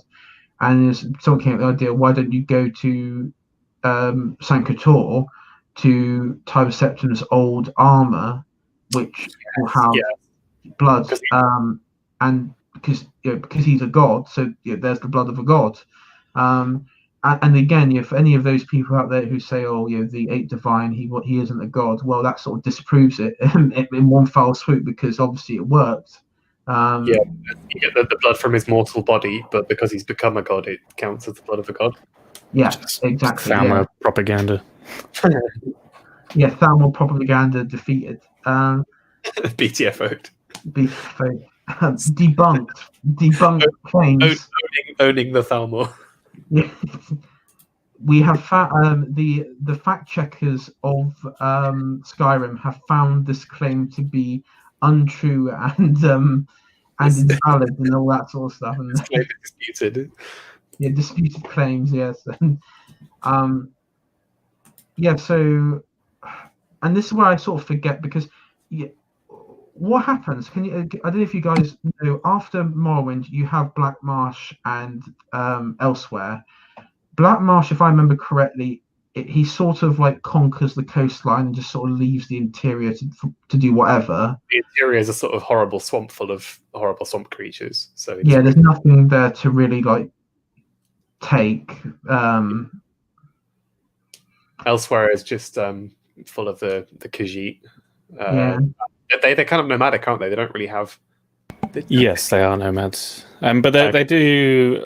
Supposedly, Elsewhere does have like a lot of farms and things that are like actually settled, but the people, the Khajiits, are nomads. Yeah. They always end up all over the continent. Mm. Yeah. But so I believe the Numidium was used to conquer them, but it simply wasn't needed to the same extent. These, I say, Black Marsh, a lot of it is just not hospitable, really. Yeah, full of massive trees and Argonian lizard people. Yeah, it's really the Somerset Isles that's the big one. The Numidium is like a sort of mechanical god machine. Yeah, we referenced I guess for the viewers who may be struggling with it, because there's a lot of complicated terms we're throwing around.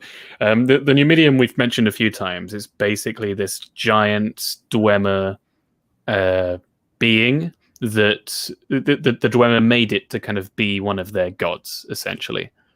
And the Fedora-tipping dwarf elves created them, built their own god of science. Yeah.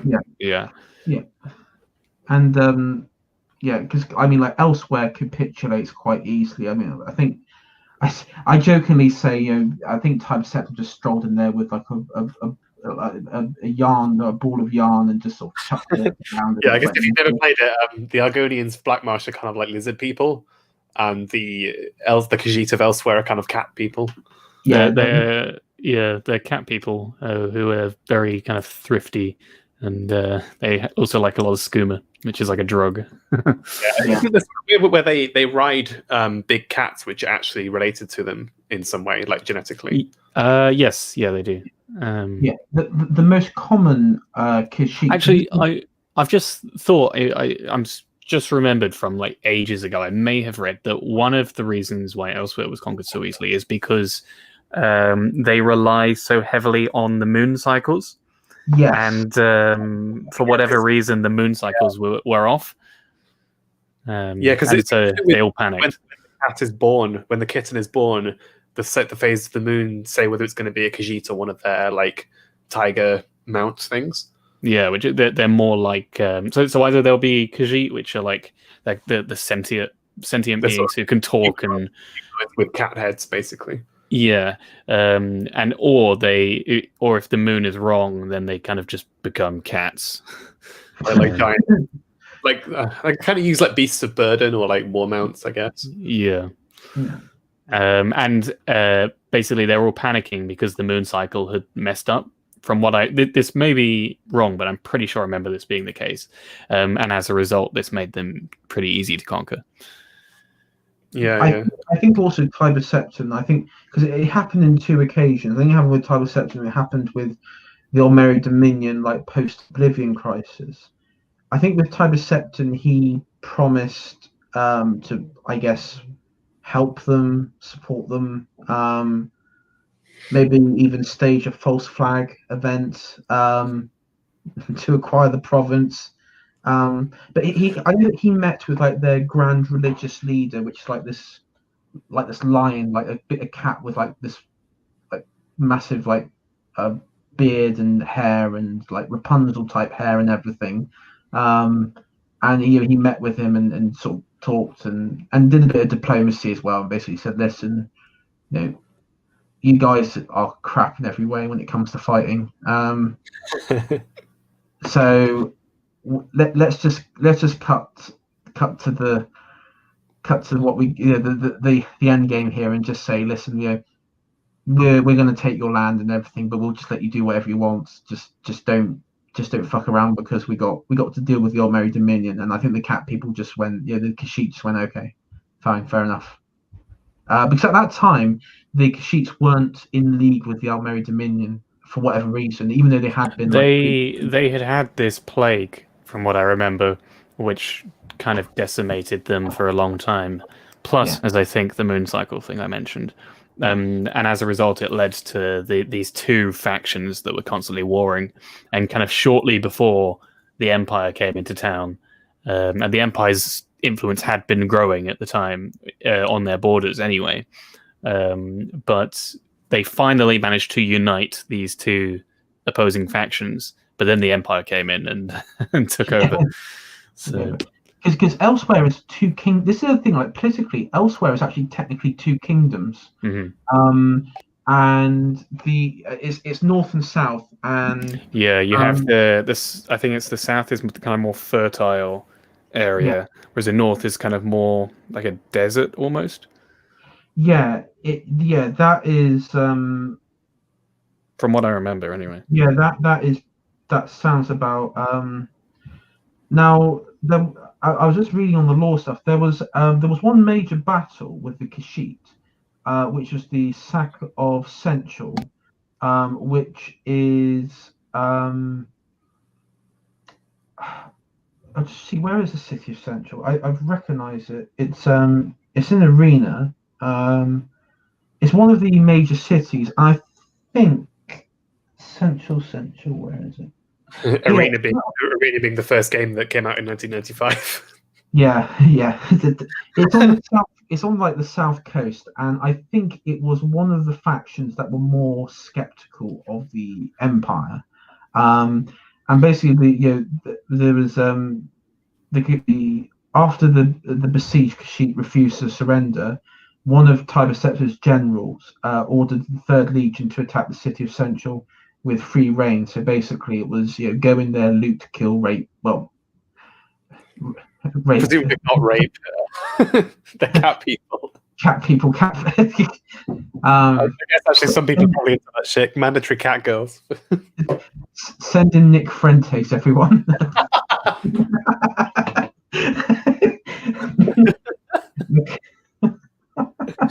Abject degeneracy. And due to heavy civilian casualties, including children, the battle was. This is the only thing. This is some real bloody sort of cathedral crap going on here. Basically, the battle was removed from history books. So basically, they did the China with Tiananmen Square, and it's not mentioned anywhere officially, even though it happened. Thousands of kittens, like what the fuck? Yeah, basically that's what happened. It was Tiananmen Square, but with kittens, and they just removed it all from the history books. And with that, elsewhere was subdued by the empire. And it remained that way up until the events after the Oblivion Crisis. There wasn't really much rebellions in elsewhere, from what I can see. They're either too busy making money or getting high on skooma. Yeah, and they also did quite well with trading as well, because that's one thing. Like the Khajiit caravan. Khajiit has wares. If you if you have coin. Okay, so let's see how spicy we could be. Which real world group of people do you think the Khajiit? Oh dear, I'm not answering that one. Yeah, exactly. All I'm saying is that the Nords will not let them into the city because remember they're not based north. To be fair, I was thinking about the Argonians actually. Is that they're always in underclass wherever they go. They're always in like ghettos and shit. Whenever, like even in actually maybe not in Cyrodiil, but in Skyrim definitely. Is it what's it called? Is it Windhelm where the Dark Elves are in a sort of ghetto? Yeah, yes, it is. It's Windhelm, which is in the far east of Skyrim. Yeah, so it's the closest major city to Morrowind. Yeah, so the Dark Elves are in a sort of ghetto, and the Argonians it's worth. We should probably also kind of explain why that is. So the events in Skyrim are happening way after all of this, and there's the Morrowind's volcano. Erupts. It has a huge volcano in the center of it. It erupts. Yeah, it's that island. Yeah, it's massive. Yeah. And as a result, it kind of makes all of Morrowind inhabitable, and so you get a lot of the Dark Elves just migrate out of it, and so you get masses of refugees. And so, given that Windhelm is the closest major city to Morrowind in Skyrim, they're essentially ghettoed off, and they're given their own quarters, and they're treated like a real kind of subspecies, lower class. They have a little bar. But yes, I mean, they do. The Argonians aren't even allowed in the city; they're just stuck in the docks. Yeah. Yeah, it's like all of the east of Tamriel is some of the poorer classes of species, and a lot of it, I guess, is to do with the fact that their lands are, by the time we get to the games, then they're not so hospitable. In that, the Dark Elves have they have their great houses, which are kind of powerful and rich in their own right, but the rest of it is quite poor. Yeah, am I right in saying? And then they kind of just enslave the Argonians and are constantly genociding them. Yeah, and the Argonians are essentially just a marsh, kind of. It's called Black Marsh. So it's a horrible swamp for the whole country. Yeah. So we'll go on to the Somerset Isle and also Valenwood because both of them. I mean, it was the Aldmeri Dominion, wasn't it? Yeah, both Aldmeri Dominion, and I like the game in Valenwood. It sounds sick. Yeah, Valenwood sounds nice. Kind of foresty. Giant forests and cities built into the giant trees and all sorts of things. Yeah, it's that would be. I mean, that would be a def. Imagine fight. I mean, this is the thing, like, and this is where we go into the invasion. Like, again, it's sort of alienish in many ways, but imagine it's like imagine like the Forest Moon of Endor in Star Wars. It's kind of like that. Yeah, like that. Yeah, but imagine a foreign army fighting against like archers in like cities and trees. Like that must have been because, and this is where we're going to be seeing the just like back in Nam. Yeah, it's basically Romans attacking Vietnam. Basically Vietnam. But it's the Numeridium, the big Numeridium, yeah. The big God. Like This is when the Numidian was definitely used, quite famously God, so, yeah. is to take down the Aldemary Dominion, both in Valenwood and also on the Somerset Isles. Yeah, the capital of the Isles. Yeah, and so this is the second Aldemary Dominion, because we spoke about the other one before. So the Aldemary Dominion is essentially this alliance that keeps springing up from the High Elves, who are the kind of the kind of fascist elves that we. They're more of the Aryan elves.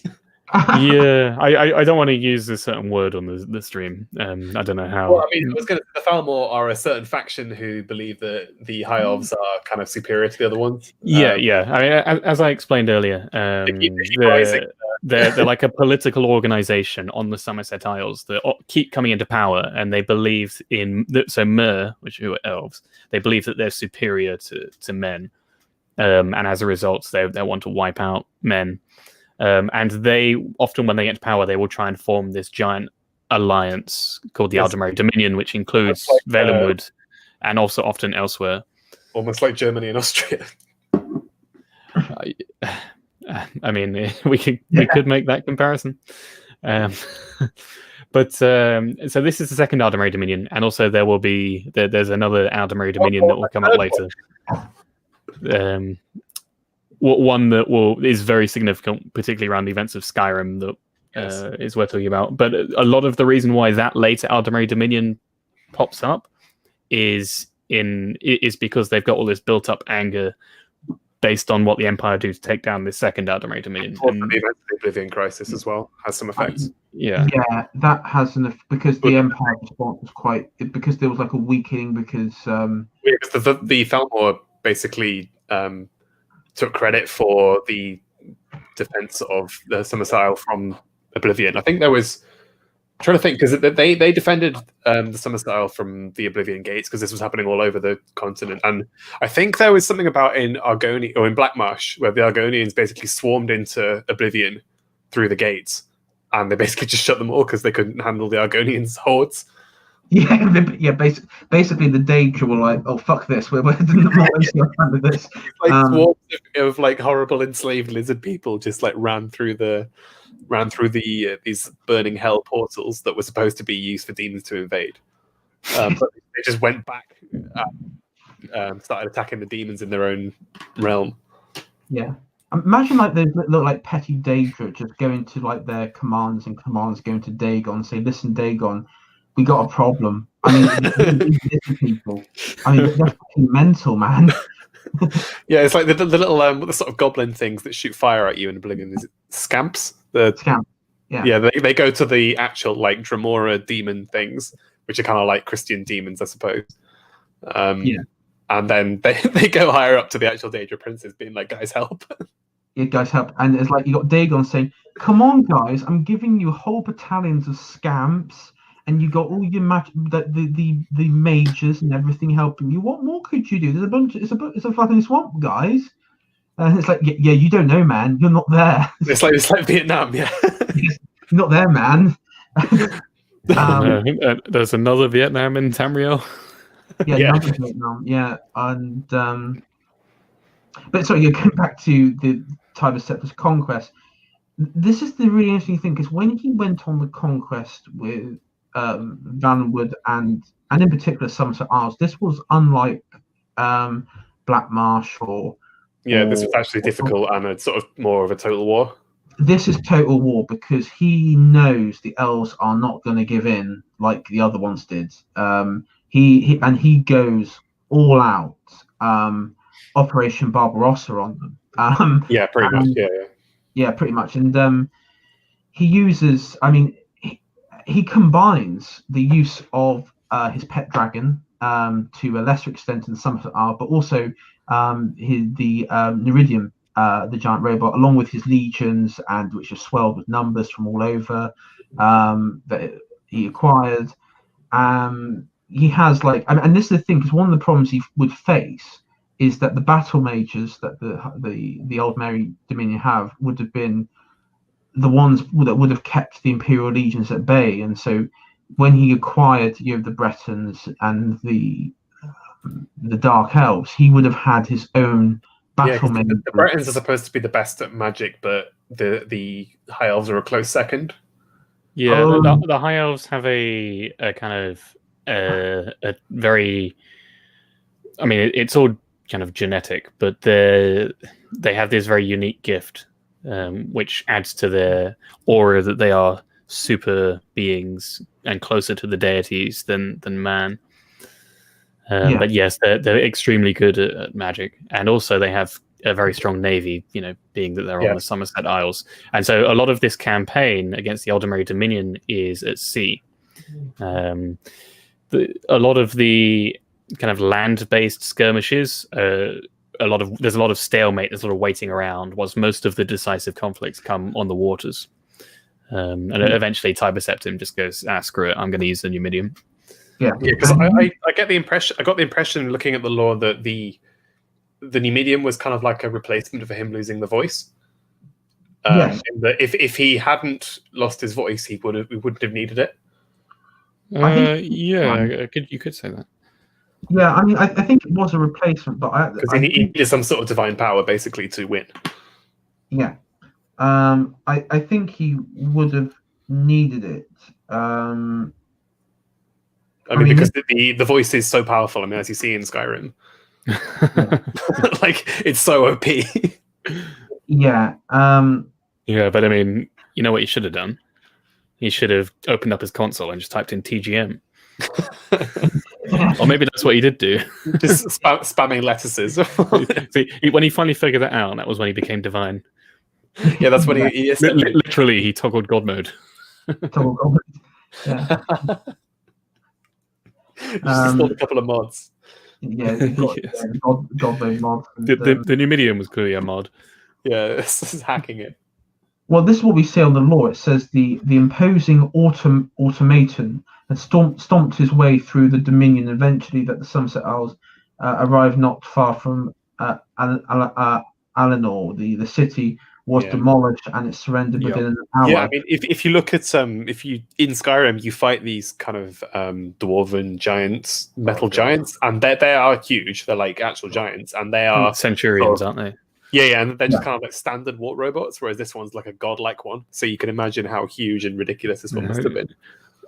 Can we agree that the worst part of the Elder Scrolls games is going into Dwemer ruins? Yeah, the fucking traps that just get you. Yeah. Like a combination of very annoying Dwemer and machines, and also there's the constant presence of the Falmer. Yeah, which for those watching, the Falmer are not the Thalmor. The Falmer are what we referenced earlier. They're the snow elves who went underground and basically mutated into these blind beings. They're kind of like Gollum from Lord of the Rings. They're kind of like that, but horrible. Yeah. Yeah, if anyone has seen The Descent, the horror film, they're basically that. Yeah. Yeah, and as you say, they're blind, so you can kind of sneak up on them. Yeah, and you can do sneak attacks. They're blind because they basically kind of like the monsters in The Descent. They've turned into bats almost in their senses are in their hearing. And they have these horrible like bug creatures that they sort of use for materials. Yeah, those black things. Yeah. I will be right back. Okay. And so effectively at the end of the conquest of Somerset Isle, Tiber Septim had united the whole Tamriel under his control, and founded the Septim dynasty. And he lived to a grand old age, and his successor. His grandson, wasn't it? Not his son. No, it was. Who am I thinking of?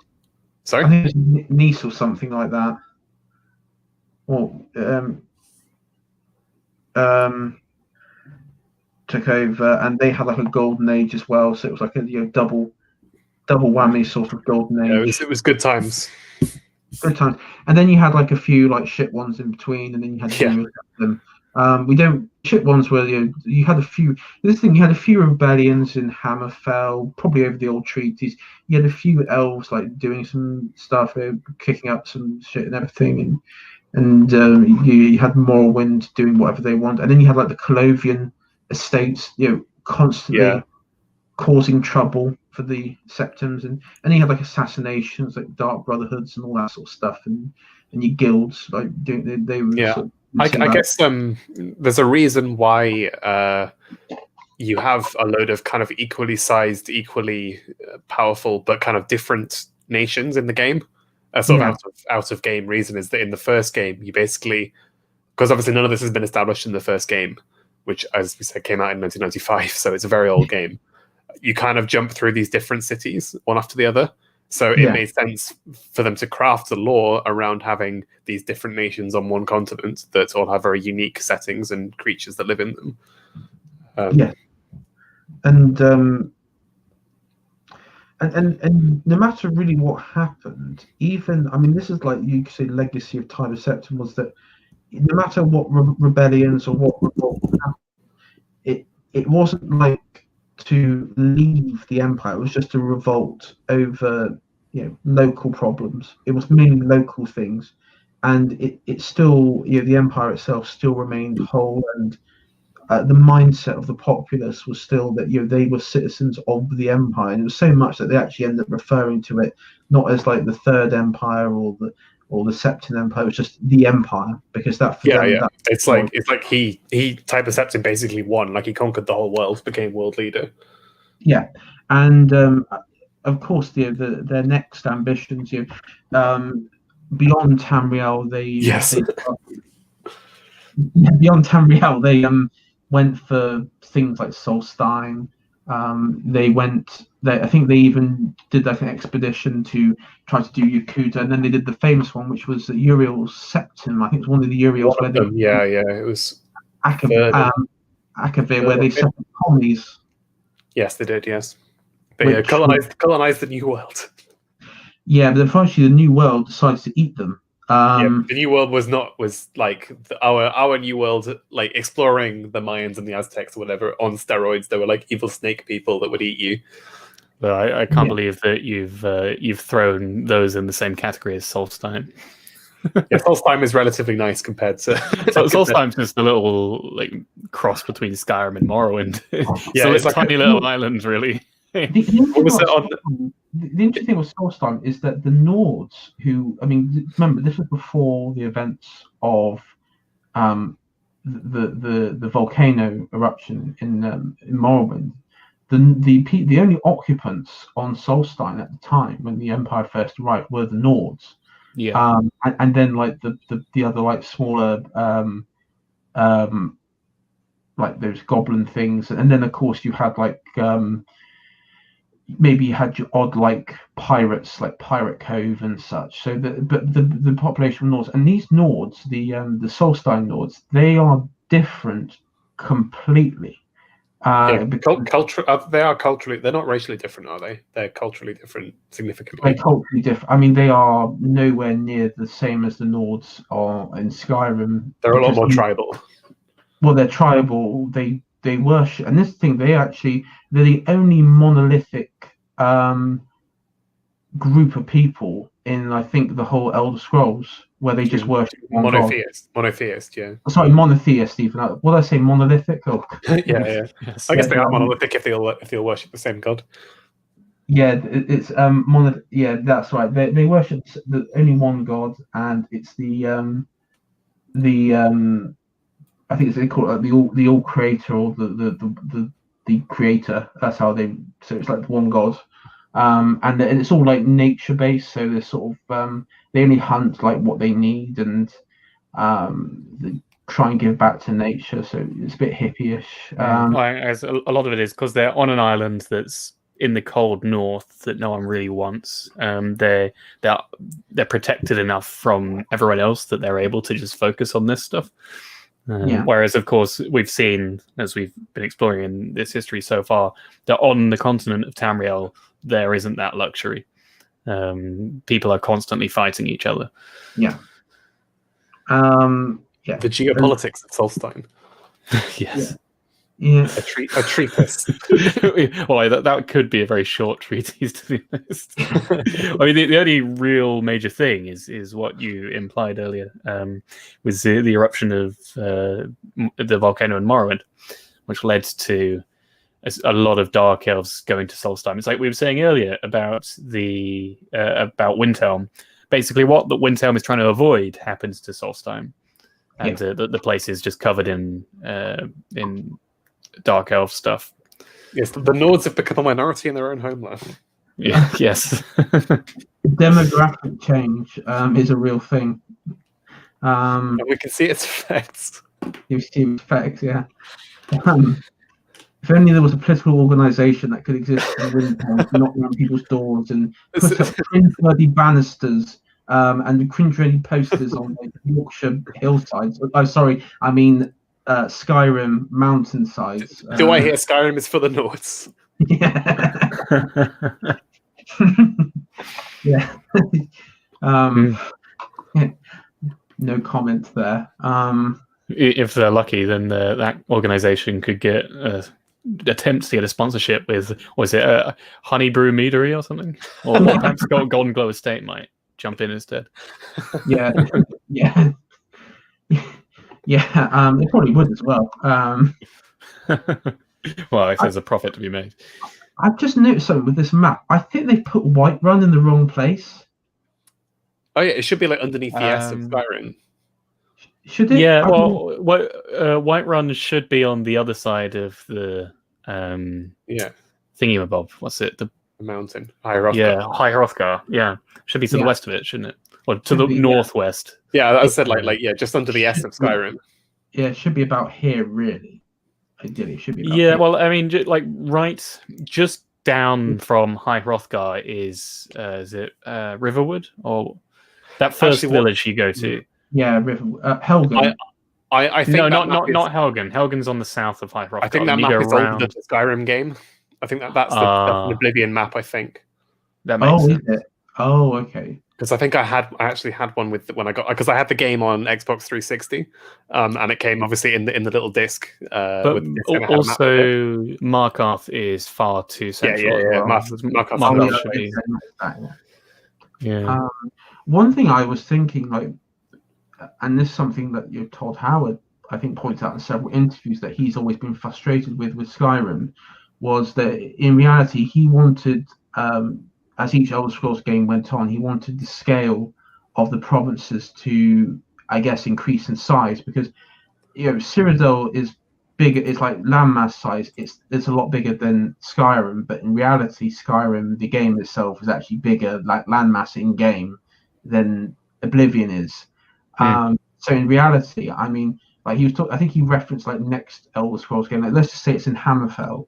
That means I can imagine it's going to be scaled up, and what he wants is he wants all let's just say it's in Hammerfell, which I think is you would have like all these cities on the coast here, like Sentinel and such, and these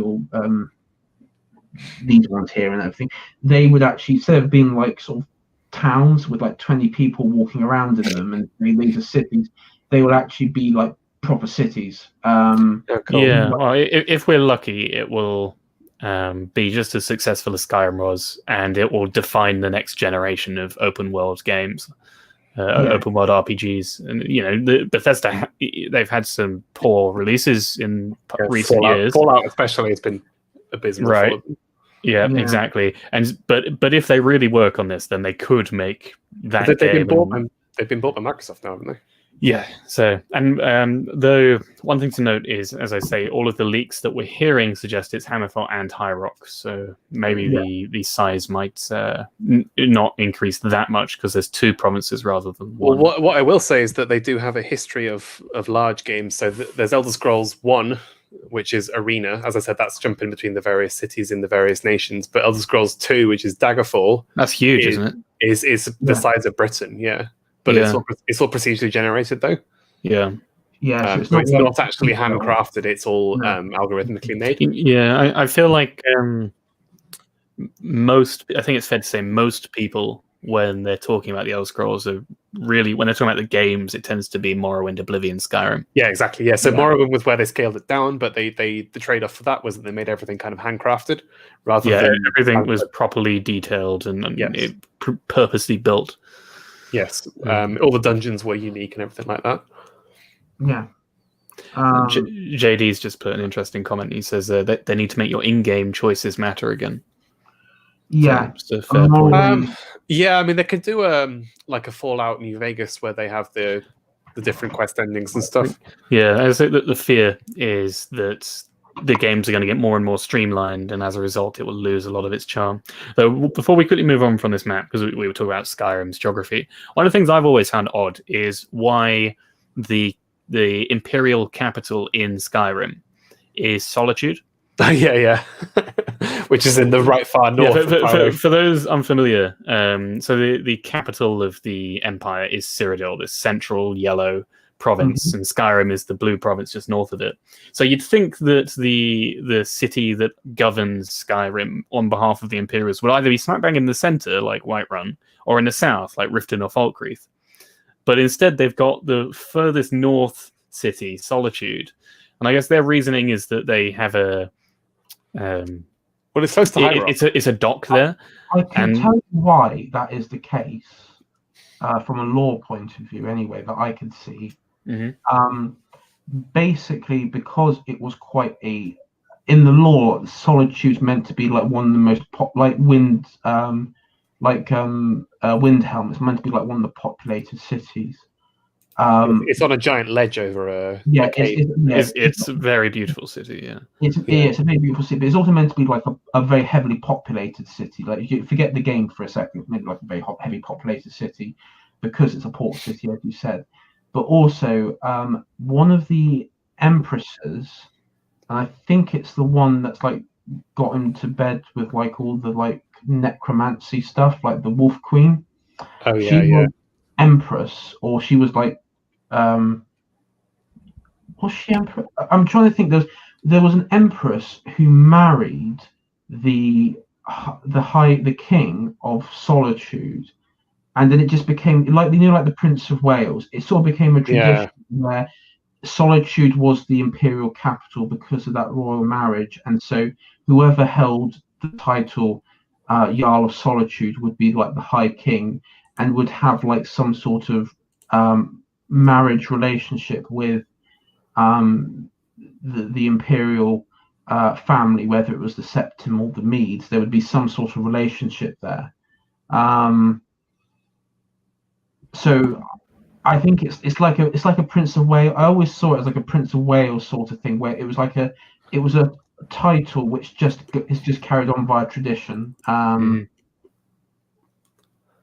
But yes, it would make more sense. It would that their imperial capital might be like, I mean, I would say Markarth, because it's like a halfway house between Hammerfell, High Rock, and everywhere else.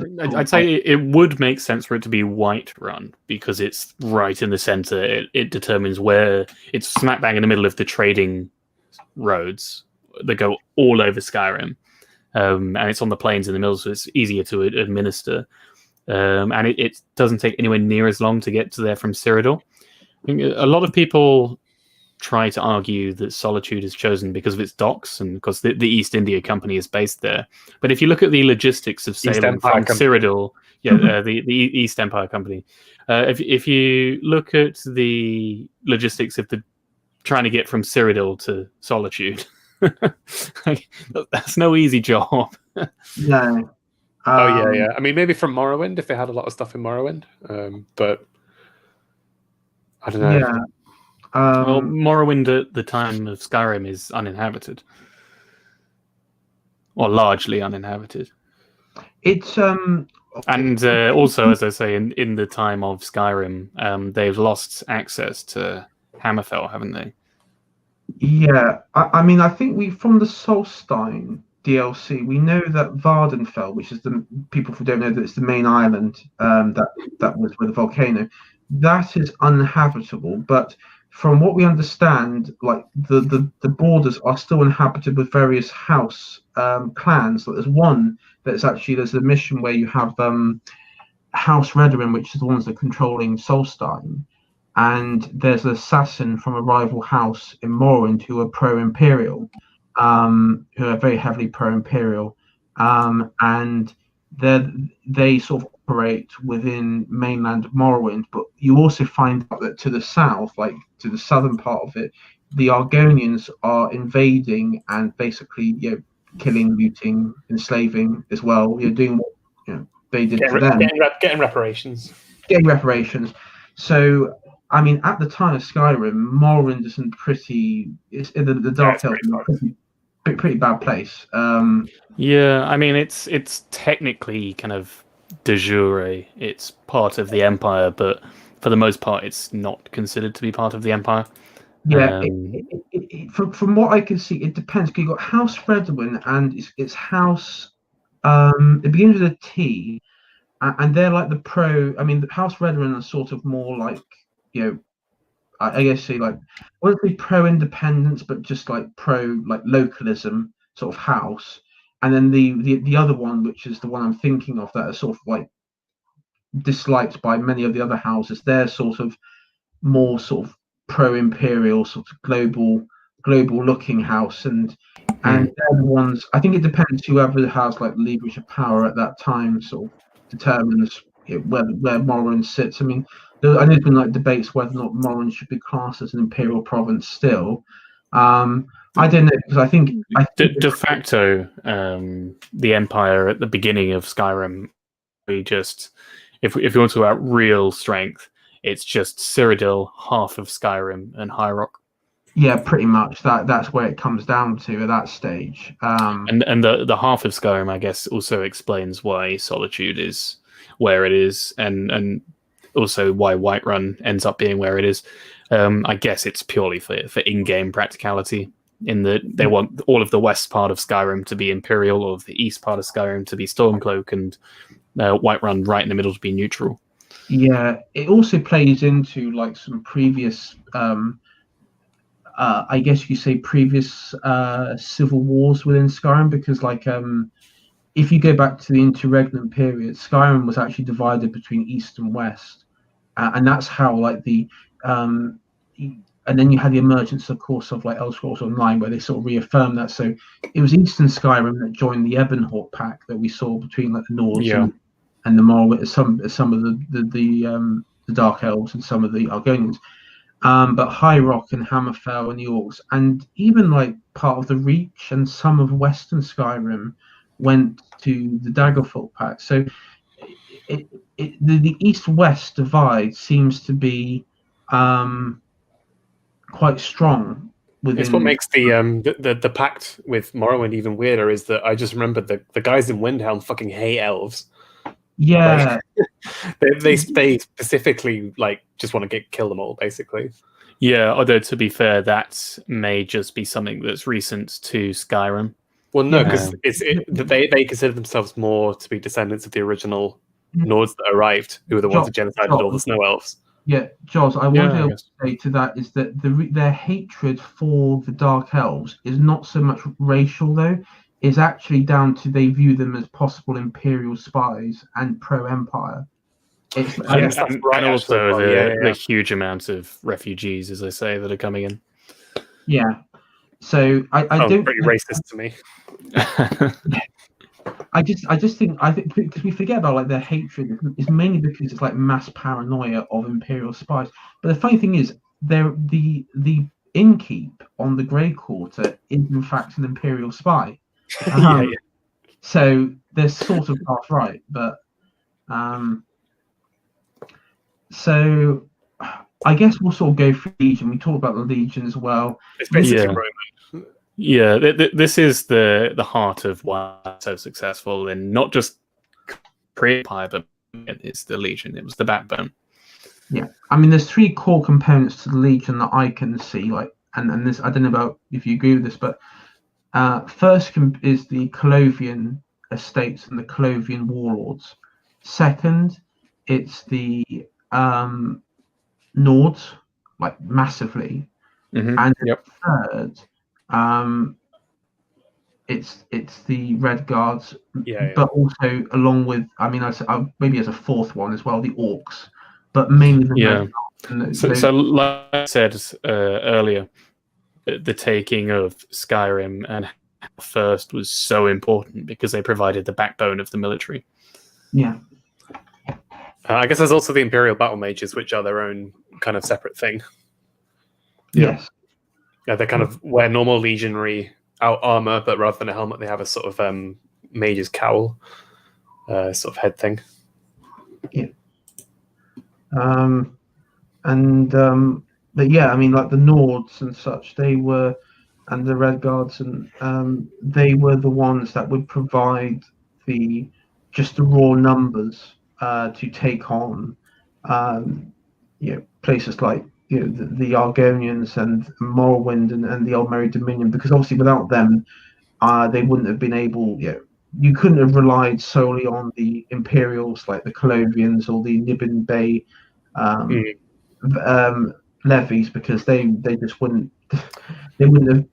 They needed some raw Nord muscle to get in there. Well, also, as we said earlier, the orcs aren't kind of separate and evil like they are in Lord of the Rings, because you do get orcs just in legionary armor. In Oblivion, definitely. I can't remember about Skyrim. Yeah, Skyrim, there are a few Nords who are legionnaires, or well, I'm thinking orcs as well. In Skyrim, there are very few orcs. You get a few orc strongholds, but none of them obviously have Imperial armor because they're completely just independent. It tends to just be like the odd orc you see, like the old orc who wants to die honorably and stuff like that. But I think part of the reason why they don't show orcs in Imperial armor in Skyrim is because of the political connotations it would give to the player. Because obviously Skyrim is, for those who haven't played, is in the middle of a civil war between the Stormcloaks, who are rebels essentially, and the Imperial Legion. So yeah. I mean, one thing that's also a bit telling is that in the Skyrim Civil War stuff, I can't find a single orc who is pro Stormcloak. Even like within the stronghold of the stronghold that situated within Windhelm, which is Ulfric's domain. At that stronghold, there doesn't seem to be any like pro Stormcloak, sentiment or references from any of the NPCs. I mean, to be fair, based on how the Stormcloaks are, you're unlikely to find many who are, in favor of the Stormcloaks, other than the Nords and I guess the High Elves, although they wouldn't be openly for the Stormcloaks. No. That would be that's a conspiracy theory, Jack. Based on a lot of evidence, but we'll come to that, I guess, you've later. Got the documents. When we get to the contained opposition, controlled opposition section. Jack's going to release the Kraken, so to speak. Yes. Yeah. He's Alex Jones here. Yeah. I saw it in an article. I saw it in a dossier. The sheets have got it on a memory stick. He left it on a train or in a caravan. Yeah. I left it in a Dwemer ruin. Oh God. Don't go back and get it. So this is one thing that I thought was quite interesting. Final thing on that I'll say on this, and I'll give it over to you guys. But during the time of the Golden Age, so like I'm thinking like post Tiber Wars, when Tiber was an old man, and then when you have like his successor who was quite good, and then Uriel Septim, and then like even the shit ones in between. The Imperial Uriel Septim the second. Yeah, the second. Yeah. The Imperial Legion, no matter like whether an emperor was being killed or engaged with like sort of dealing with like dead people or something like that, or sort of doing necromancy, the Imperial Legion sort of maintained itself as like an independent institutional body, which relied basically on the fact that, and you see this in the Morrowind game, and it's what you have is that they build a series of forts, and they operate those forts as like their own little capitals, where they just they provide, as it says here, they sort of provide defense, but also sort of project the imperial cult. And you see this a lot actually heavily referenced in Morrowind, because you go in there, there's always, in Morrowind, which is quite interesting, because obviously the populace there worship the Daedra, but you go into their forts, it's all like you always have like a chapel to the divines, the 9 divines, and there's always that sort of strong reference there, and these garrison systems, which are sort of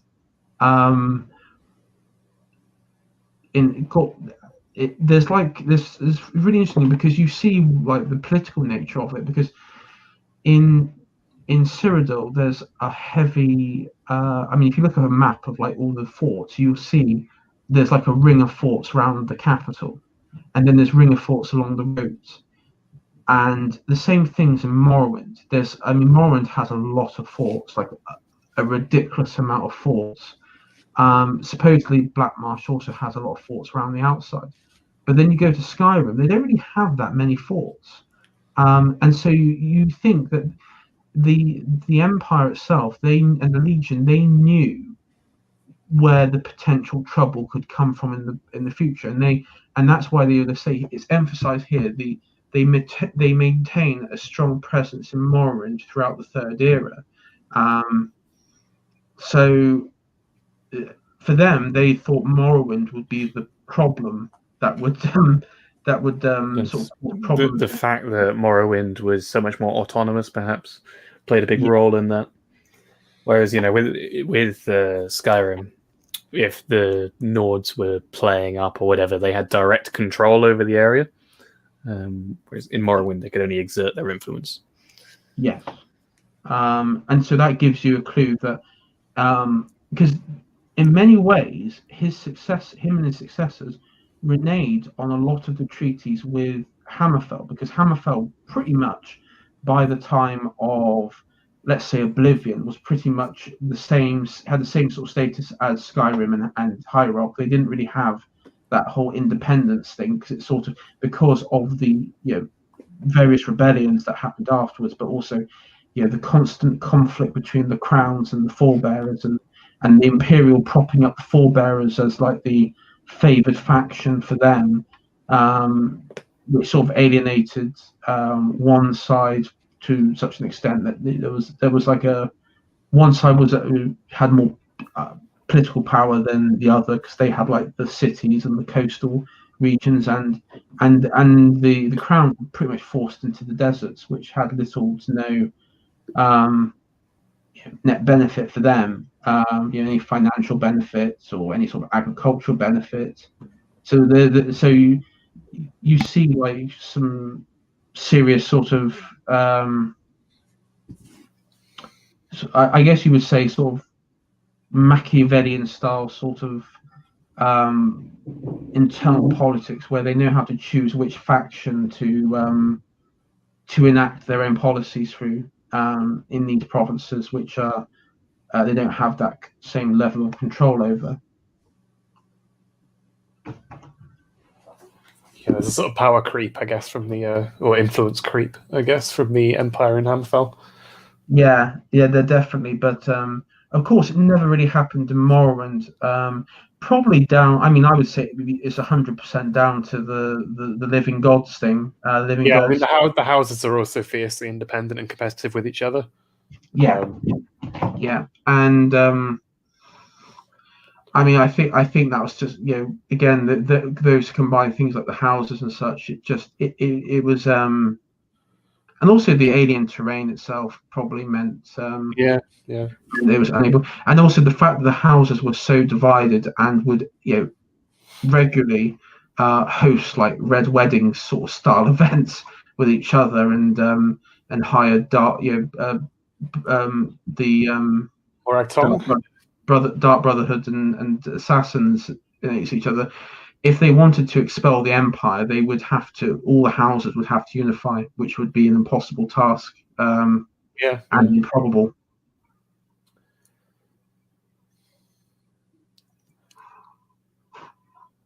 Anything else do you want to add, Nothing for me. I don't think there's anything specifically we need to add to the Legion. I mean, we could talk all day about their campaigns and things, but the actual structure of it's quite simple. So the structure of it is quite simple, and again it maintains itself because they don't need. There is a lot of individual. With fort commanders, and I guess you would say legates. There isn't like this sort of strong top-down control. It's sort of, here's your plot of land. This is like where your fort is. This is what you have to basically administrate over, and it's up to you how you do it. Yeah, it's almost feudal rather than. It's not like it's more like a custodianship rather than a direct ownership of the land. Yeah, but yeah, as you say, it's like they're given that bit of land to look after and defend. And also they require you to work with the local rulers. So, like if it's Morrowind, you might have to work with a certain house to keep that sort of stuff. And it varies because you do see some sort of friction in Skyrim as well, even with like the pro imperial houses. You see pro imperial like jarls. You see some friction, like even like Whiterun, the jarl there, was it Balgrove? Yeah, he has like some. I mean, he isn't like 100%. Like the start of the game, he's not 100% committed to the Imperials. Whiterun is a neutral province until you begin the Civil War quest. Yeah, because basically for people who don't know, there's depending on what happens. Say you side with the rebels, Jarl Ulfric asks you to go to Whiterun to deliver this axe, and basically it is you're either with us or you're against us, and so you and then sort of similar thing reversed is the Empire basically does a similar thing, and you're with us or against us. So he's forced into a but all occasions he sides with the Legion and then the Empire in the end because I think a lot of it was probably down to the nature in which Ulfric killed the High King. Yeah, I think a lot of people say. We'll probably go into this in more detail if we get a chance to later when we talk about the controlled opposition. But essentially, a lot of the Civil War in Skyrim kicks off because Ulfric challenges the High King to a duel, but then uses the voice to kill him, which basically isn't fair. And so a lot of people just consider it illegitimate. So I'd say that that's probably one of the big reasons why Balgrove sticks with the Empire when he's forced to choose a side. Yeah. And let's go to... I guess the one last thing to say about the Legion is what I've already said, which is that the backbone of troops come from the Nords and also from the Red Guard and Hammerfell. And so one of the reasons why it's so important when we get to Skyrim, which is just after the Great War against the Aldemari Dominion, is that during the Great War, the Imperials they tried so hard to defend Cyrodiil from being conquered in the Battle of Red Ring that they basically left Hammerfell to defend for themselves. And so they abandoned Hammerfell, and they thought that Hammerfell were going to lose because they're such good warriors. They actually won, but they got independence through that. And so the Empire after that lost a huge source of their military. And then Skyrim goes into Civil War, which is their other source of legions. So. Yeah.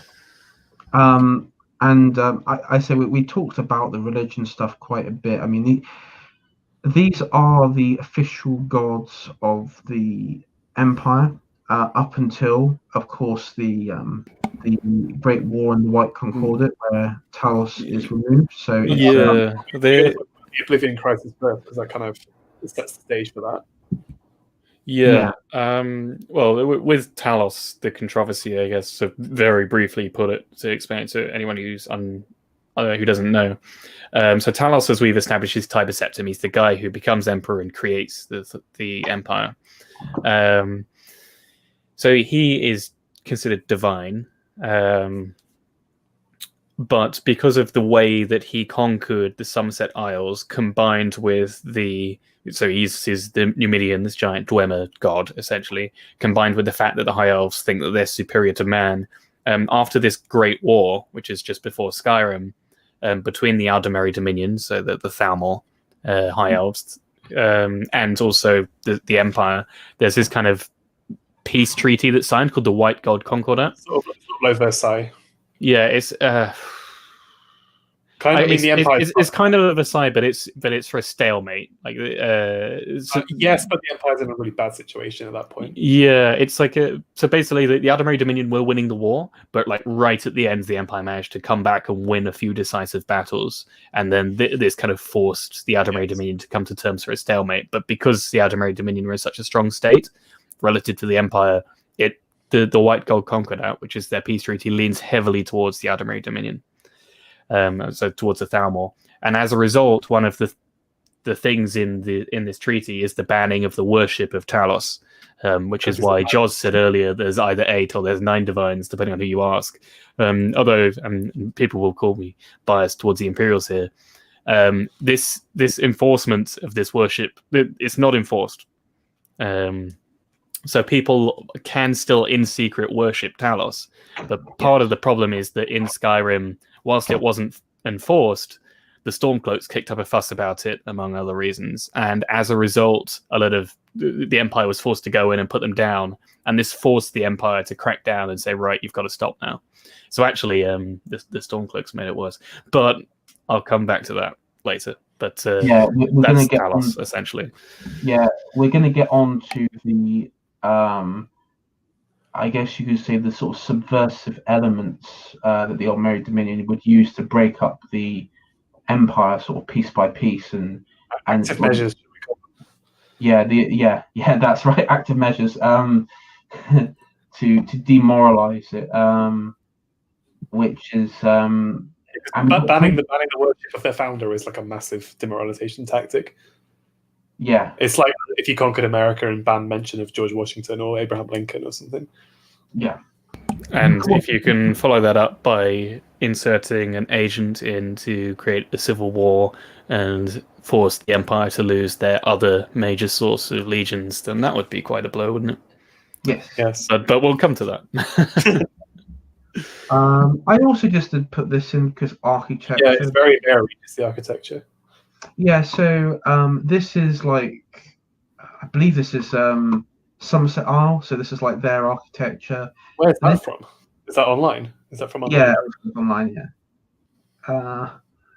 And you have like the Aelids, that's like imperial architecture. It's sort of copying Aeliad architecture. It's kind of Greco-Roman a bit. Yeah, Roman, pretty much, yeah, Roman. Roman sort of marble. This is marble. You have the the Dark Elves Morrowind one. That's quite like Indian. I always sort of thought it was a bit Indian, like the domes and such. Yeah, it's kind of sort of Indian, but it's a bit more alien, I guess. Alien, yeah. It's just weird. Because they build a lot of the giant like bug carapace as well. Yeah. Yeah. Yeah, and then of course you've got Solitude here. Which it's kind of more and Solitude's quite interesting because all of the, apart from Markarth, I guess, but most of the Skyrim cities are pretty much Nordic. Yeah, they have their own unique styles. Like Windhelm is very stone. Stone, yeah. Yeah, they're all very Nordic with little independent elements, and as you say, Markarth is more Dwemer. Sort of dwarven, sort of everything's built to the side of a cliff. Yeah. And Solitude is actually it's a bit more imperial than Nordic. I mean, there is a bit of a Nordic flair to it, but there's the Blue Palace and everything. That's very kind of that's a bit more Greco-Roman. Yeah, and the people there. I mean, you look at the people at the court. Like you've got there's a Nord chap there who is a bit like pampered. He's sort of like, he's not like your Nord. You've got other Nords there who like fancy clothing, don't fight, and they're a bit more culturally they're probably more, they're more imperial than milk drinkers or whatever I call them. Can we bring back that as an insult? Milk drinker. Milk drinkers. Yeah. And so I'll just do a stop sharing. Right. So,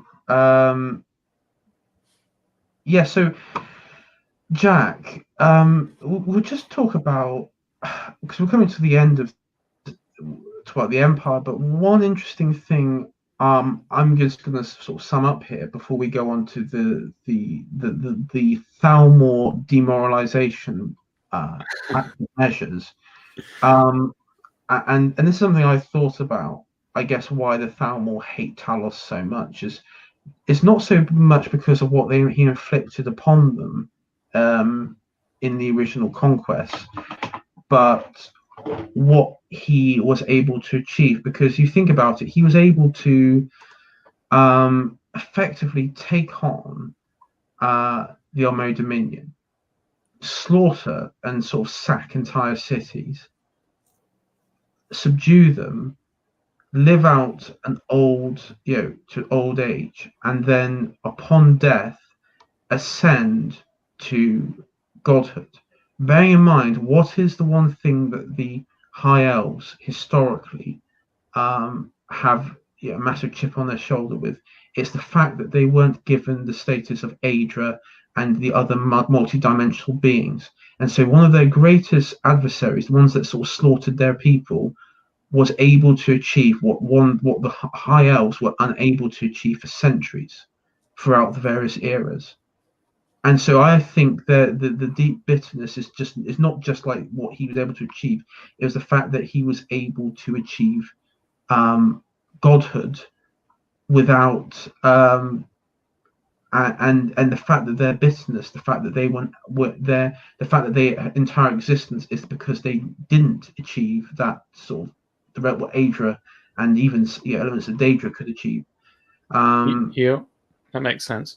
So I think that the bitterness there, like the deep-rooted hatred, is there's greater depth to it, which I think could be quite interesting if they if like whoever at Bethesda or something would make the next like Elder Scrolls games, if they can sort of explore it more, because I always see that as like a sort of correlation. I know it's been pointed out several times by some, but it's something that I thought would be a good motivator, I guess, because there's always this theory, maybe with High Rock, the next game, they want to use that tower to maybe open like try the Thalmor. Their secret aim is to basically try to do what the Dwemer did and just ascend to godhood or ascend to another plane. Weren't that the dwarf elves weren't genocided like the other extinct elves. They literally just vanished all at the same time. Yeah, all except I believe one of them. It was like one Dwemer who. Yeah, a ghost Dwemer, sort of in Morrowind, I think, sort of hanged out of it and sort of remained. But yeah, they were messing with Lorcan's heart and and just all vanished. Yeah, the disappearance of the Dwemer. Yeah, they just all disappeared, and that's what sort of happened to them. So, but the running theory with Thalmor is that they're trying to achieve probably what the Dwemer tried to do, and sort of just achieve godhood, which is what they sort of get back into the club effectively.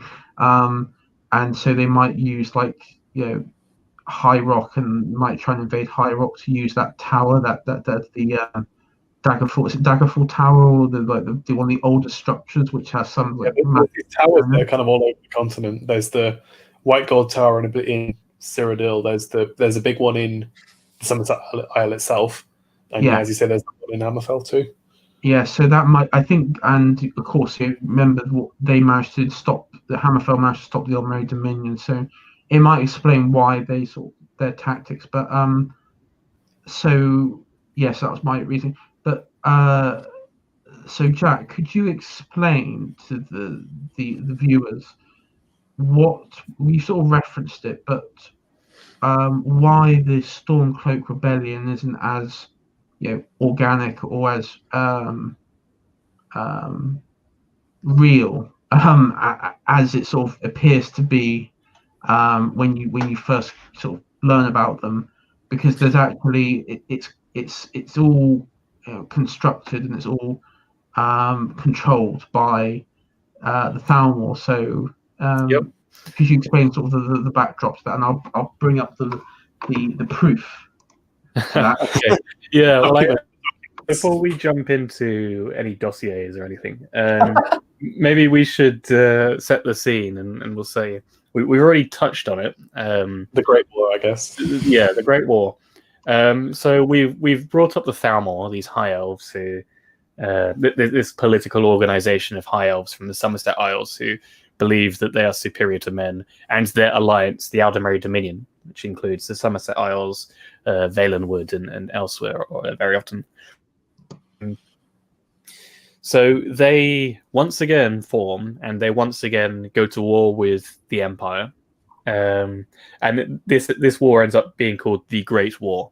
Or at least the Imperials call it the Great War. I'll come into what the Thalmor call it shortly. And the war is fought. The Aldemary Dominion end up doing very, very well, to the extent that the Empire get quite desperate. They lose the Imperial City, have to take it back, and in doing so, they lose Daggerfall. They just abandon it. And so as a result, we've got a situation where the Empire have just managed to come back and force this stalemate. The White Gold Concordat is the official treaty, which I mentioned. And their only real major province that's worth anything left is Skyrim, other than the capital, of course, which is Cyrodiil. I'll also jump in that this is between the events of Oblivion and Skyrim. The Oblivion crisis kind of crippled the whole continent, but it crippled the Empire the most. Because they weren't as prepared for it. The Argonians swarmed through all these Oblivion gates that kept opening up all over the continent because Meereen's Dagon was invading from Oblivion, and the Aldemary Dominion actually did quite well in defending. Well, no, the Thalmor did quite well in defending Hammerfell and the other elven places from Oblivion. So they were actually credited with half the continent saving, basically. Yep. And so yes, and so that happened, and this is set between then and Skyrim. So this war happens, and it ends in this stalemate where the Empire are in a very bad position because of the volcano eruption in Morrowind that we spoke about. Most of Morrowind isn't really under really much control, and there isn't much to offer from there. Black Marsh is gone, basically, and there was never really anything in Black Marsh anyway. They've lost Hammerfell. They've lost the Aldemary Dominion, so this is Somerset Isles, Valenwood, and elsewhere. And so they've just got High Rock and Skyrim left, and what Skyrim provides is the bulk of their legions now. So they signed this White Gold Concordat, and one of the parts of the deal is, as I mentioned, the banning of the worship of Talos. So this is one of the things that will eventually lead to this rebellion in Skyrim, because a lot of the Nords obviously want to worship Talos because he was a Nord himself from Falkreath, as we went through.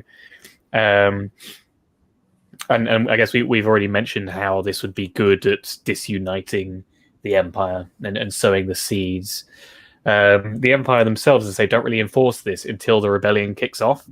But you can still see why they wouldn't want to follow that rule.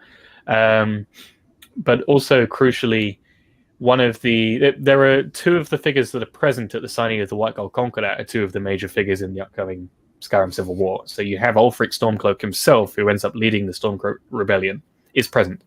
And you also have Ricker, who is he's the legate, the second in command of the Imperial forces in Skyrim when they are dealing with the rebellion.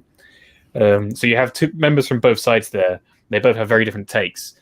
Ulfric sees it as an affront, thinks the Empire should never have signed, thinks that the banning of the worship of Talos is a blasphemic disgrace, whereas Ricker is more strategic. Ricker is also a Nord, and her interpretation is the interpretation of the Empire, which is that the Thalmor don't call the Great War that they just had the Great War. They call it the First War with the Empire, which implies that they're waiting for a second.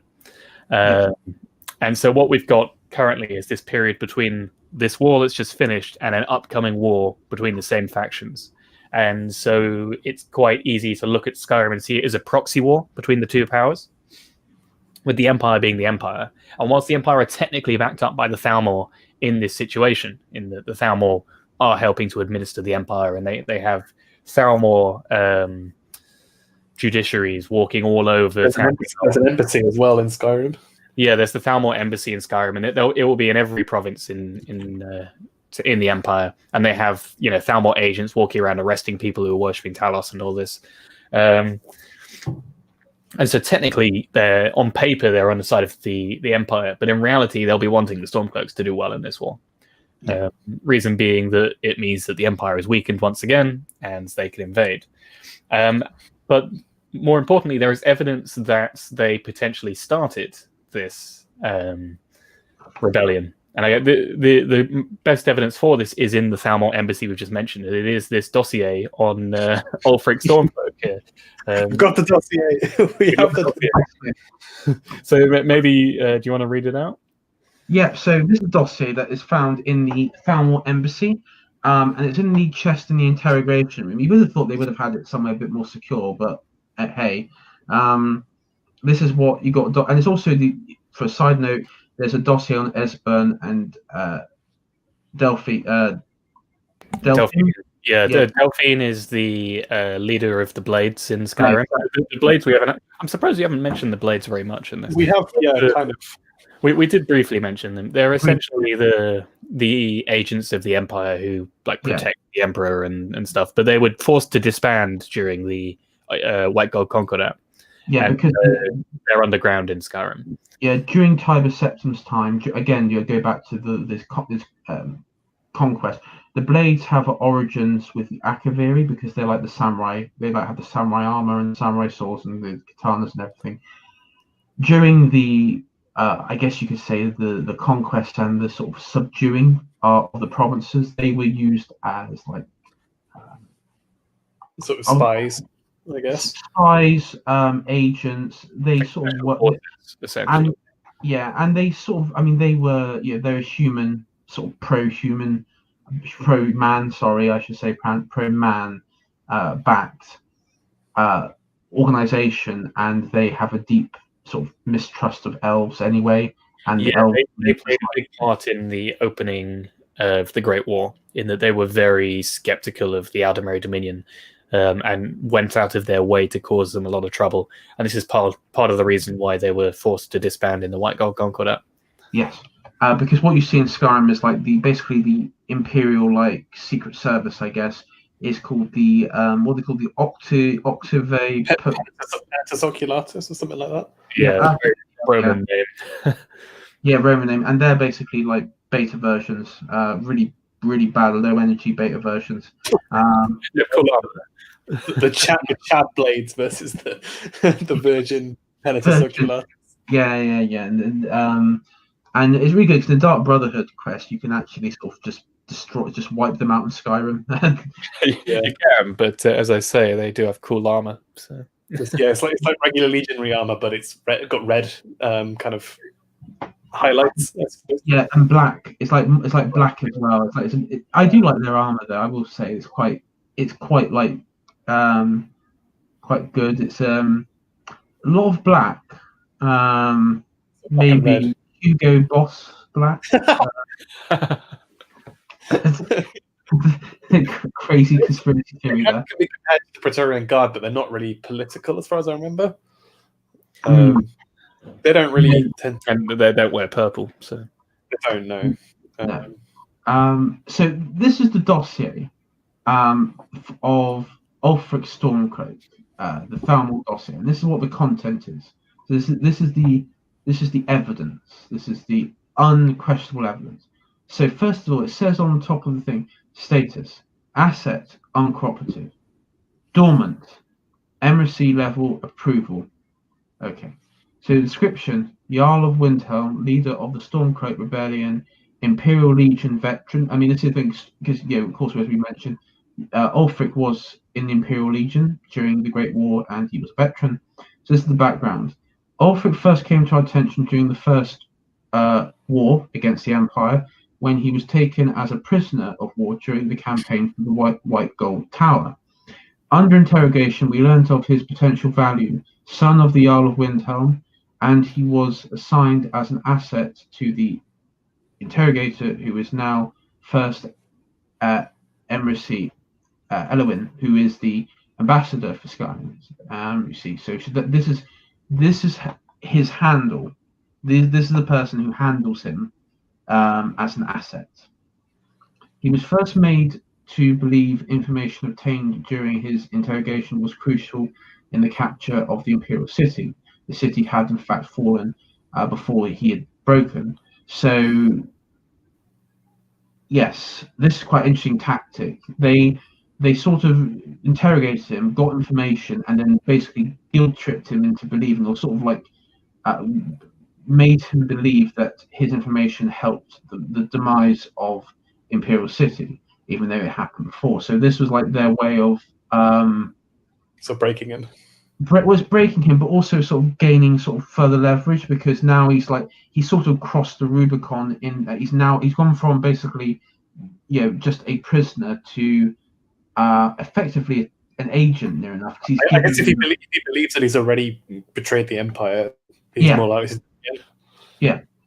And then they allowed him to escape.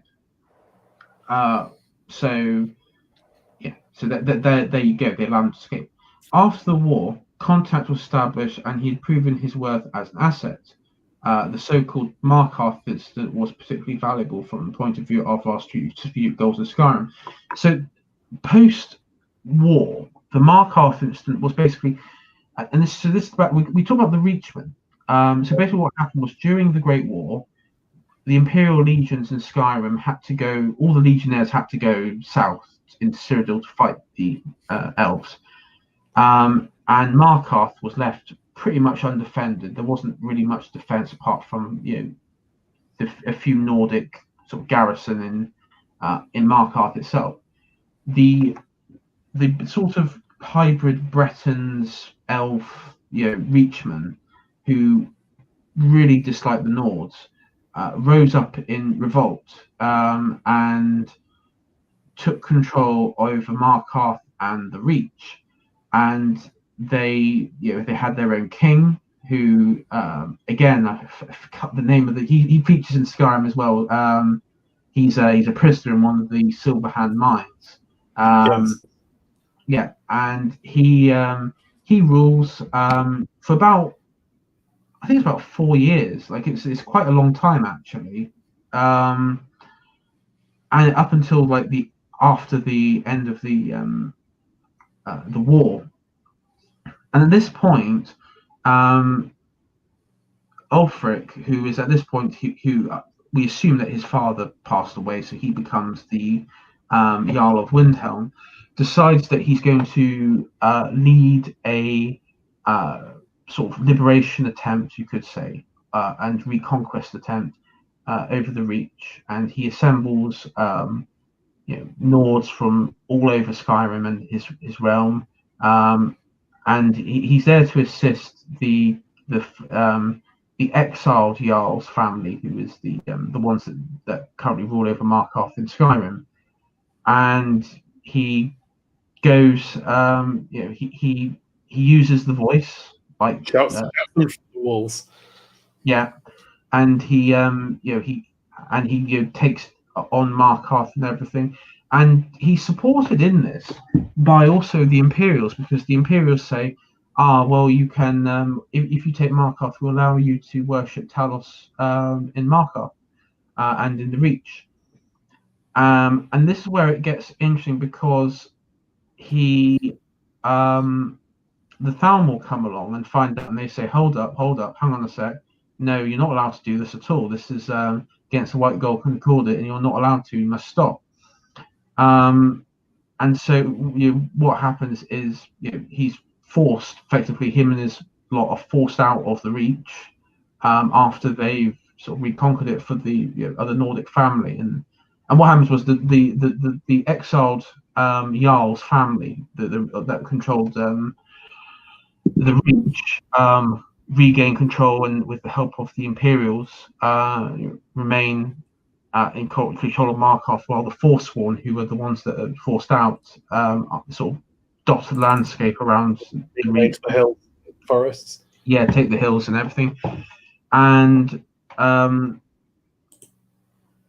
Ulfric, who is enraged by all of this, along with many other Jarls around Skyrim, he and so the Markarth incident is basically that incident where effectively he turns on the Empire, because after this you then have the confrontation with the High King, High King Torek. And he then challenges Torek because he believes that he's not putting, he's betrayed Talos, he's betrayed Nordic culture. For the Lords. Yeah, basically, and he's not Skyrim first enough. No, he isn't. No, and so he shouts him to death, and so that's the backstory of the Markarth incident, because Markarth is quite important in all this tale, and then as you know, it leads to the Civil War. It basically it's the beginning of the Civil War. It's the spark that causes it all. Yeah. And so Solitude, they're executing the guy that lets Ulfric out of the city once he shouted the king to death. Yeah, Ulfric killed High King Toreg he essentially cheated in the duel by using the voice rather than not the way it's supposed to be done, which is hand-to-hand combat.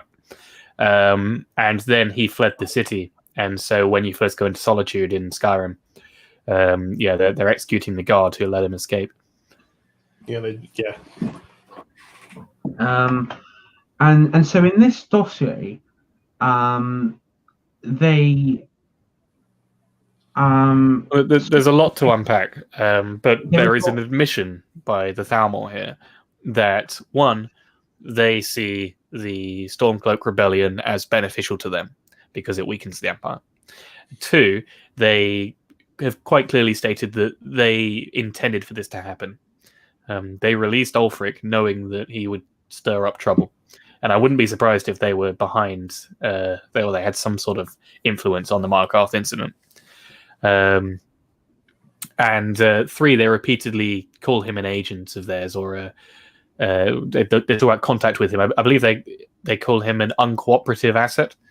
So he's an asset of theirs without really knowing it, in that they're manipulating him, or using him, perhaps is a better term. Yes. So I mean, as far as I'm concerned, this is all the evidence we need, really. The entire civil war in Skyrim is just a proxy war. It's a sideshow to the bigger picture, which is the war between the Empire and the Aldemari Dominion. Yeah, and it very clearly benefits the Thalmor. Yes, and that is why I think I don't know. I think probably I get from you guys, but in the Civil War quest, I'm on the side of the Empire all the way when it comes to it, because. I think that'll be interesting to see how they go forward with which is the canon ending. Like, do the Stormcloaks win or do the Empire win? Part of me thinks that they'll make the Stormcloak canon ending, but at the same time, I don't see how they can make the Stormcloak canon ending without the Aldemari Dominion winning the Second Great War. And the reason why that's an issue is because they are genocidal.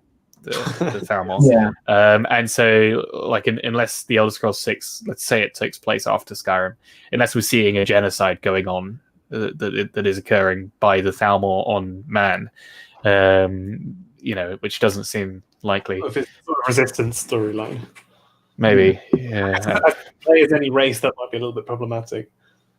There's a third option there. In result of the Civil War, it could result on the old boundaries of, effectively West Skyrim is Imperial territory and East Skyrim is like independent Nordic lands.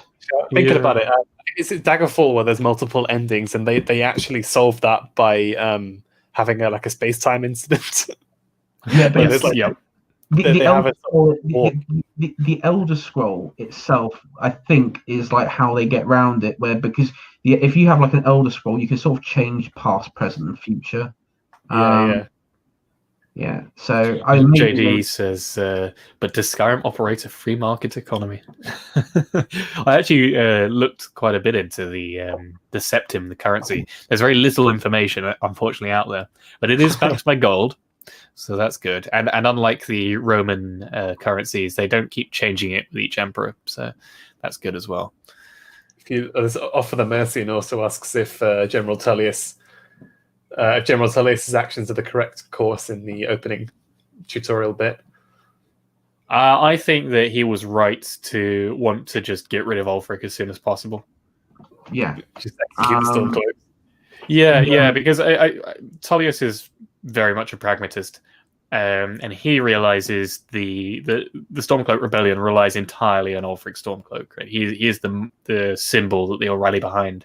So it's much easier to just quietly kill him and not make a big scene of it than take him back to the Imperial City where there is a risk that he could be freed, knowing that the Thalmor are everywhere and they don't want him to die. They want the war to go on. And there's more evidence of this here. There is cut footage from the opening.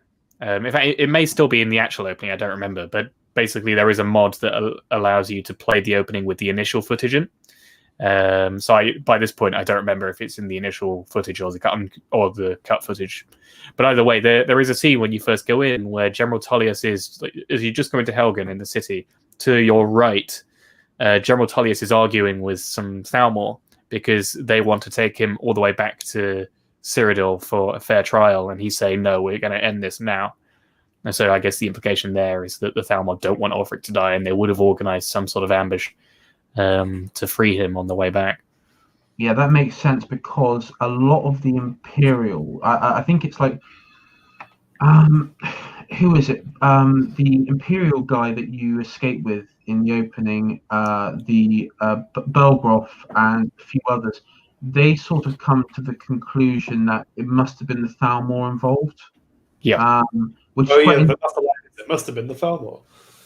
The Empire are all very attuned to the threat of the Thalmor all the way throughout Skyrim, whereas the Stormcloaks just don't care. They're so focused on themselves.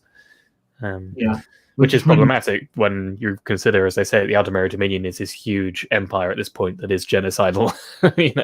It's a real threat. Yeah, and like has unlimited resources, unlimited magical capabilities, and so I mean, so I think with the dossier it shows that effectively the Stormcloaks are being played, and the thing is, it's not like Ulfric is going like to them weekly and like giving them like updated reports and doing this and that, but he is they sort of planted the seeds. It's like in the First World War, the Germans sending Lenin to Russia. That's a really good comparison. Yeah. And also, it's important to remember. I think this is an important thing to remember as well. We talk about the Empire. Why the Nords? People say, Talos was a Nord, and the Nords were very important figures in the Empire, and they were very much, especially during Oblivion and Morron's Oblivion, they were very much pro-Empire. You have to remember, after Martin Septim, the Empire went through its own like interregnum period where they had no ruler, and then you had the rise of the Mede dynasty. Yeah. You have to remember, is that attachment to the Empire, from Talos, the Dragonborn, the Nordic hero, and everything, that sort of cultural attachment was sort of severed when you had the Mede. I always think of the Mede dynasty to be kind of like, for instance, the Flavians in actual Rome, in that you have the Julio-Claudian dynasty, descended from Augustus, who by law, well, I guess technically by blood as well, is descended from Julius Caesar. But then, of course, that ends with Nero. You have the year of the four emperors, which I guess would be like the interregnum period. And then the Flavian dynasty comes up. So, I see it like that. And just because they're of a different dynasty isn't an issue for me. And Titus Mede II, obviously he had a pretty difficult reign. Titus Mede II being the emperor at the time of Skyrim. He had a pretty difficult reign with everything that was going on, but it seems like he was a pretty decent emperor. And there's the theory, I don't know if I should say spoilers or not. There's a theory, shall we say, that he attempts to have himself killed. I'll say that's as vague as I can say it. Yeah. Without talking about certain questline and Yeah. The interesting thing about if you look into that theory, I'd recommend people look it up. Then it goes into the specifically him thinking about the politics of everything going on and how it can help to bring down the Thalmor. But that's something for people to look up. It's interesting because one thing that is quite interesting is that there is a faction, and you hear about it in the Brotherhood questline. There's a faction within the Imperial, I guess you'd say Senate. I guess is that what they call it, the Imperial Council? Senate? The council, who really dislike him to such an extent that they hire assassins to sort him out. And again, depending on what happens, there's different sort of endings to that, but it's interesting because we find out that the faction that wants it done is a Breton faction, which is interesting to say the least, because the Bretons don't usually have much. Because like internal squabbling, they don't usually get involved too much historically with that. It's usually like elves and sort of like. Elves or stuff like that have been the ones that have been trying to assassinate like previous emperors and such. So this one's quite interesting because it makes me wonder, again, we go back to the thing that there's the Breton like Imperial who orders who sort of hires assassins. He just says, this is your first the emperor is like some Colovian warlord. So there is like a lack of respect for this particular dynasty, like compared to the Septums, within the empire itself, especially like post Great War, I think, because forget the Nords for a sec. I mean, they betrayed Hammerfell. They probably, I mean, this is a guessing, but if you work on like say the American Revolution theory, maybe they had to raise taxes where they would have got, say, like from Hammerfell, they had to raise taxes in High Rock and places in Skyrim and Cyrodiil to pay off war debts, to refill. Well, it wouldn't have been in Hammerfell because they'd abandoned it. No. So they would have had to raise taxes where they would have had, that income from Hammerfell. So they had to raise taxes elsewhere in the empire that remained, part of the empire. Elsewhere and elsewhere. Right, I see what you mean. Yeah. I can understand the individual grievances, but they're in the face of Armageddon here. So I say I'm not too critical of Titus Mead II because he's in a position where there's not much he can do. And you look at the actions of the Empire all throughout Skyrim, and it does seem like there's a lot of competent people who get the situation. As I say, Rika and Tullius especially, given that those are the ones that you can directly speak to. It very much seems like they realize they're in a really bad place, so they're just biding their time and just trying to make as many small things right. Yes. I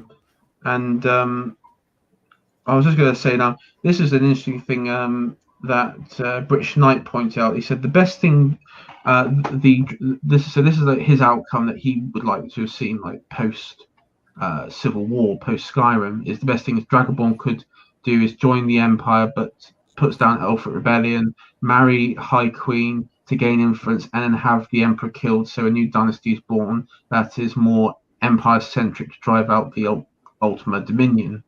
So basically, your character marries the High Queen and basically claims through sort of divine providence the title of Emperor, based on historic norms. Yeah, I guess he could. So he'd become High King of Skyrim after marrying. What's her name again? Elisif, I think. Elisif, that's it. Yeah. So he'd become High King of Skyrim, marrying her, and then if the Emperor were to die, for whatever reason, he would then be able to cement a pretty good claim onto the throne. Given, as you say, he has the dragon blood. I mean, your character is literally the most competent man in Skyrim. Yeah, the only one.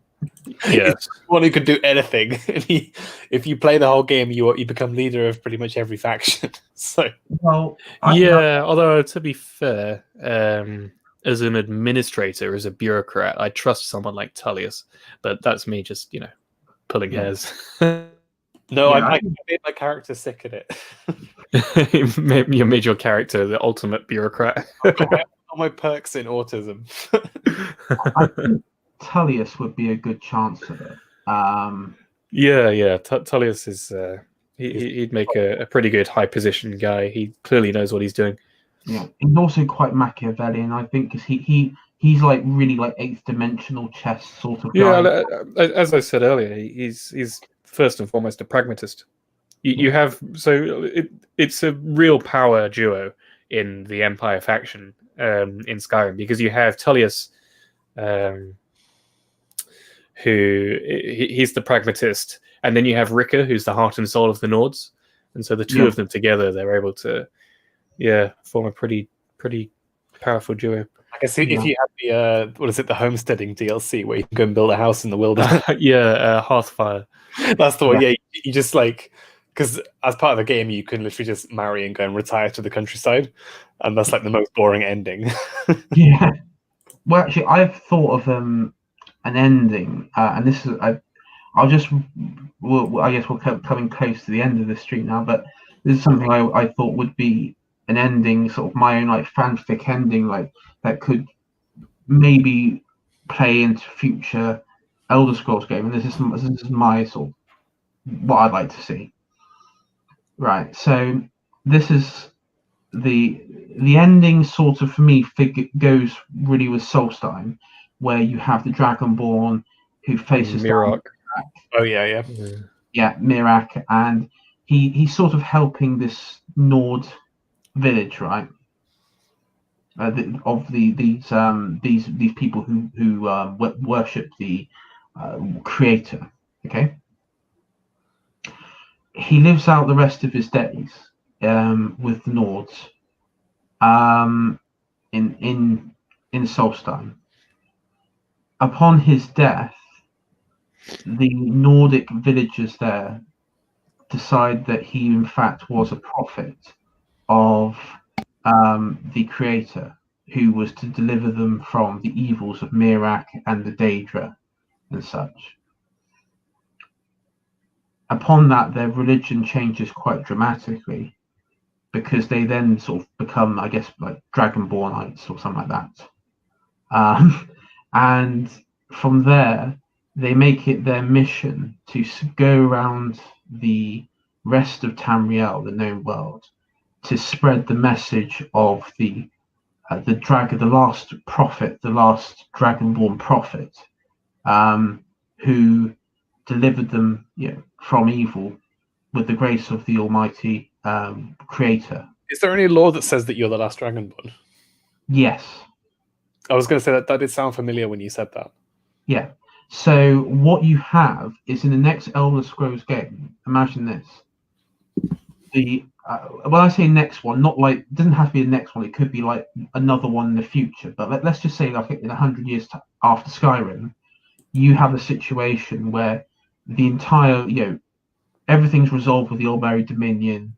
There's like the Empire is sort of still existing, maybe a bit of a shell of its former self, but it no longer has the elves as a threat. They're all doing their own thing, and it's a bit better.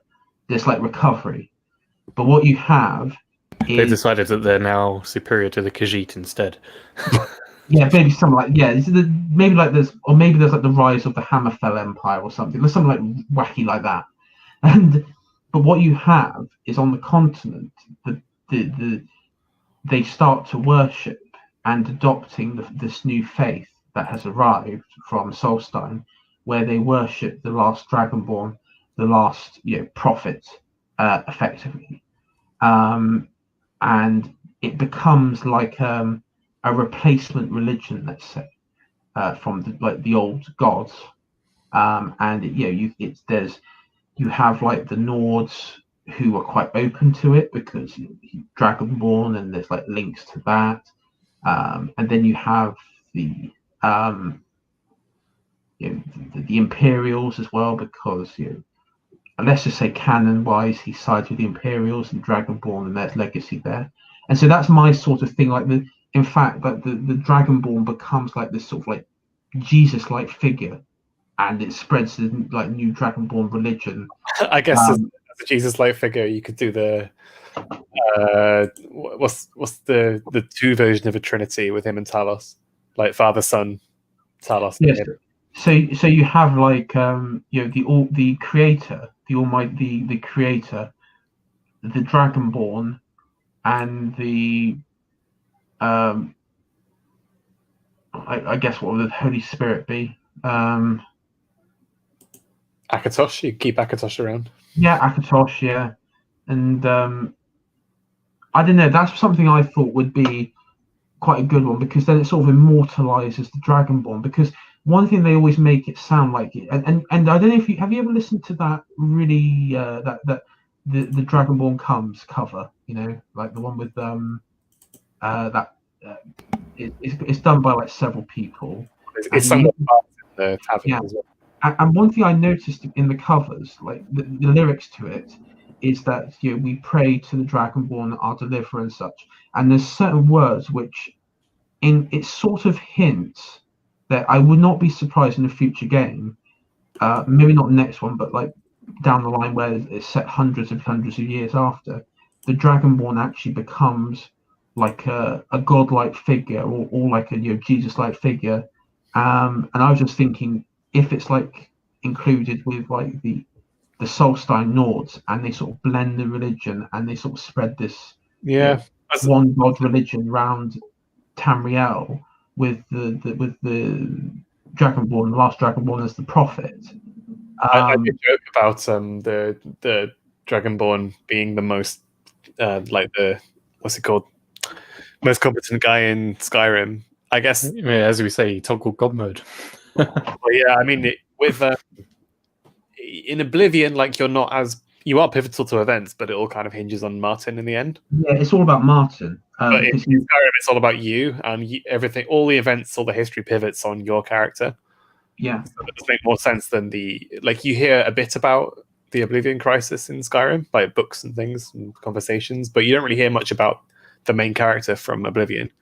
You mainly hear about Martin. You hear. You hear, I think Martin's mentioned in a couple of books. Yeah, it's Martin's sacrifice, that sort of thing. Yeah, because your character in Skyrim is so important and everything hinges on them. I wouldn't be surprised if you're like there is a lot more kind of direct mention to your character, because obviously you can make them whatever race, whatever gender, whatever name.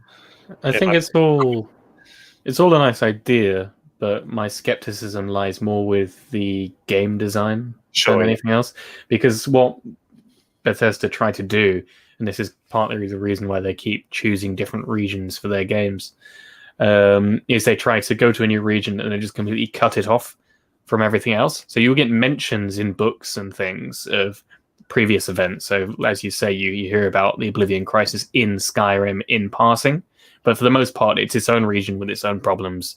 It's a completely new political dynamic. Although, despite that, one thing that I have found interesting is I saw a leak that said that the Elder Scrolls 6 would likely take place only 6 years after Skyrim. Which is extremely close in chronology, though, as I say, this could just be a complete lie. Well, the other all within the reign of Uriel Septim, the 7th, is he? 7th? I can't remember. They're all within the reign of the same guy. Skyrim is the first one to do a time jump. Yeah. And so, it's given how close that would be, maybe there would be more mention. I mean, if it's only 6 years, I guess it would be hard to ignore. Certainly, if it's only 6 years, then the context with the Thalmor and with the Empire should be there. And I guess if the Dragonborn is involved in the events that transpire in Skyrim, then there must be some mention there. I think the next game will have Thalmor as the antagonist, and I think whatever they will do. I mean, I think it's going. I think if it's going to be Hammerfell and High Rock, especially High Rock, it's going to be something to do with the towers. I think, and I think it's going to be something to do with the Elder Scrolls and like time. I think it's going to be some sort of like recreate basically what the Dwemer probably wanted to do, because I just don't see really what their motives are for really sort of obsessing over Hammerfell and like that. Unless there's something else there that they're going to include in the lore that we just don't know. But it's different, I guess. We've had sort of alien, we've had green and pleasant land, we've had ice, and next to go desert, yeah. It does seem very likely that it will be in Hammerfell and in High Rock. That's what a lot of leaks are saying. And the reason why they say that is based off of a legal dispute over a name. Redfall is the name, I think, that they're saying it's probably going to be called. There's and also Todd Howard, he did an interview about a couple of weeks ago at with this some guy on the internet. It was like a pop usually does like award shows, and he said he said when I think Todd Howard just said, oh, by the way, people who have pretty much already guessed where the game's going to be set. He said it's quite obvious. You just do a bit of like looking in the lore, and you can sort of come to that. You can sort of find out. But he sort of dropped because everyone's been saying High Rock, Hammerfell, and he sort of loosely confirmed it pretty much by just saying people have already come to that. Have sort of made that decision. And also there's been you can probably find it on YouTube actually later on. The guys can show YouTube, but there was an update video they did on their next gen graphics at Bethesda, and they actually showed some photo sort of photometry or something, whatever it's called, and there was two images that stood out. Was number one, it was like like desert rocky sort of desert landscape, and also there was a recent image of a dark complexion guy wearing Arab sort of clothing and a sword. Not to mention the teaser. Yes. And not to mention the teaser trailer itself, which has it on like a sort of rocky desert like with a long coastline. Long coastline, yeah. So I mean, as I said, I think it's safe to say. I mean, we know it's not Skyrim. We know it's not Morrowind. we know it's not Elsewhere, and we know it's not Cyrodiil. And we know it's not Valenwood, and we know it's not the Somerset Isle. So there's only one place it can be, guys. Akavir. Bloody hell. I think variation in terrain as well, having the desert bit and the sort of High Rock's kind of I'm trying to think, sort of, it's not Nordic in a Skyrim sense, but it's kind of like green and rocky, I guess. Yeah, there is actually an interesting lore thing. I know it's one of the cities. I think it's one of the cities that I think it's called Dragon something or other. It's like one of the cities that's closest to Skyrim.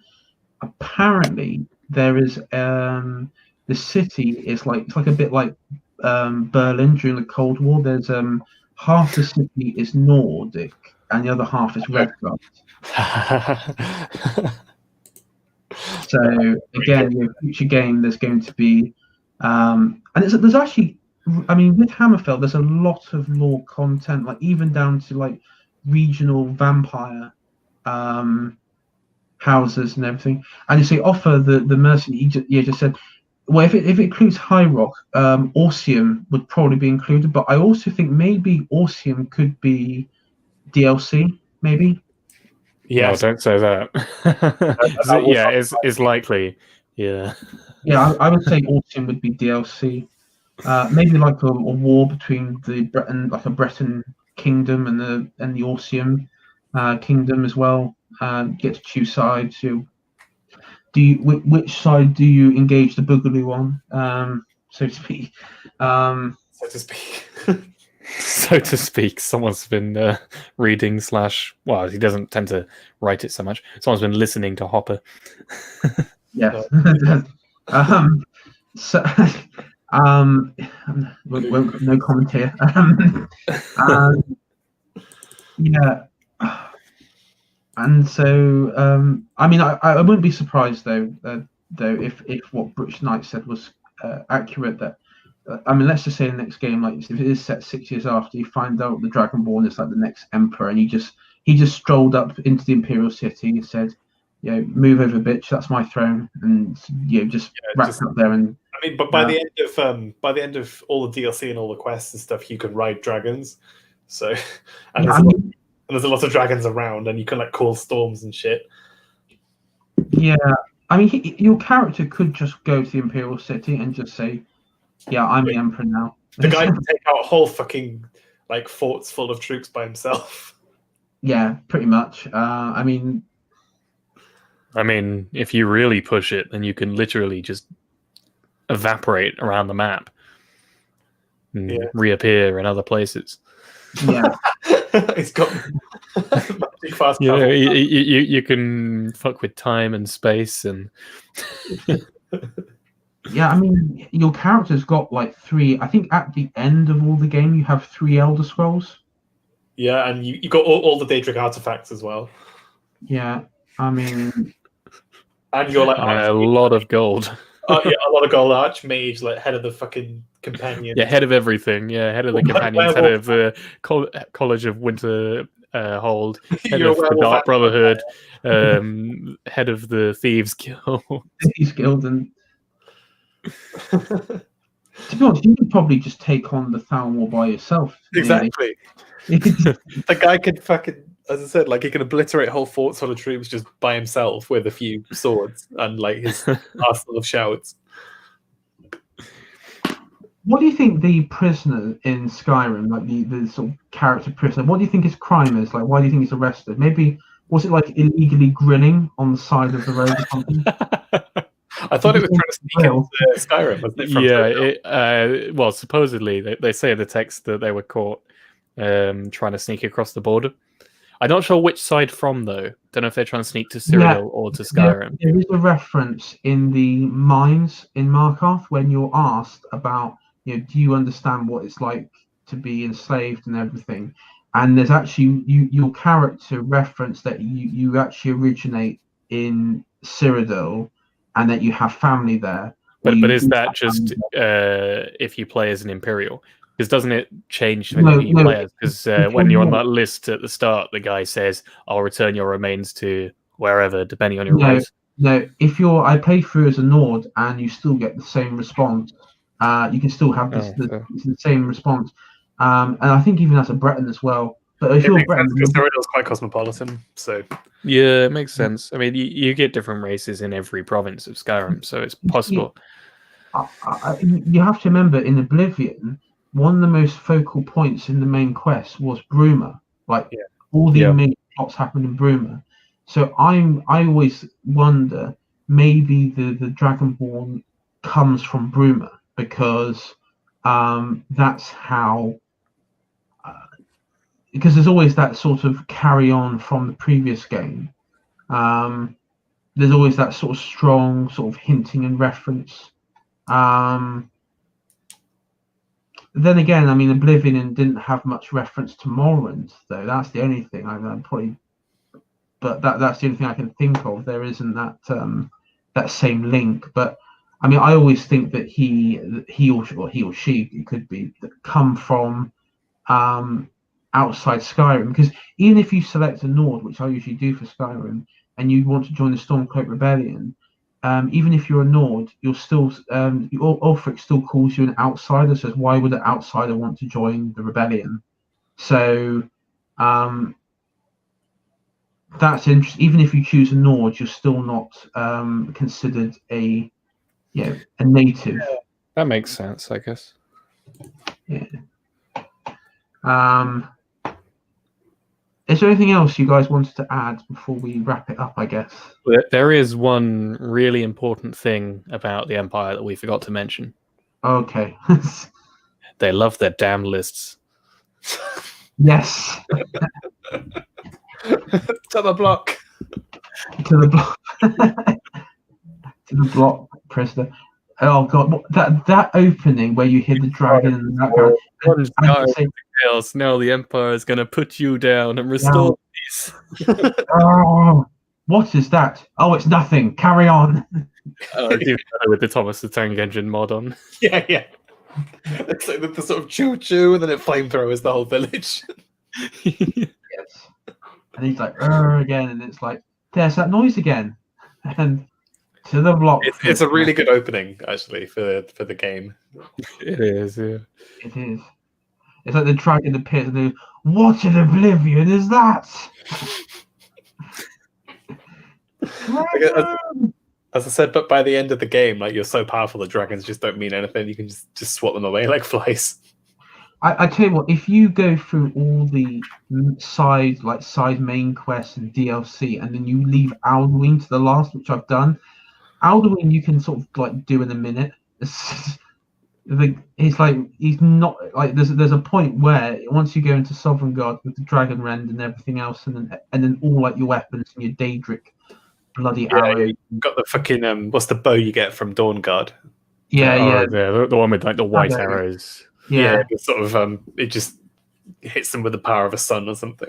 Yeah. I mean, literally, Alduin is like nothing in Southern Guard. Yeah, that's one thing. Just imagine if the Dragonborn teamed up with the Ebony Warrior. Oh, that would be unstoppable. I've forgotten about him. There are theories that the Ebony Warrior is just the player. It's what's the player from Morrowind? Like the player from Skyrim. It's just like a copy, but dressed in ebony armor. Because I believe that the way it's programmed, the ebony armor is always able to match your level, and obviously you only unlock it after a certain level, so it's always late game. Yes. And so that is why it's one of the hardest people to beat, because it maintains its level. But also, there's theories that because of this, it must be the same person, because obviously they're unnamed. It's just a warrior in ebony armor, or it's the character from Oblivion. He's lived to the hero of Kvatch. Yes. The thing that you do at the very beginning of the game. That's what you're known as for the whole game. John, you guys, I just want to let you know something, because I just remembered this. The hero of Kvatch is in Skyrim. And do you know who he is? Sheogorath. Yeah, true, yes. If you do the Shivering Isles DLC, you literally become Sheogorath.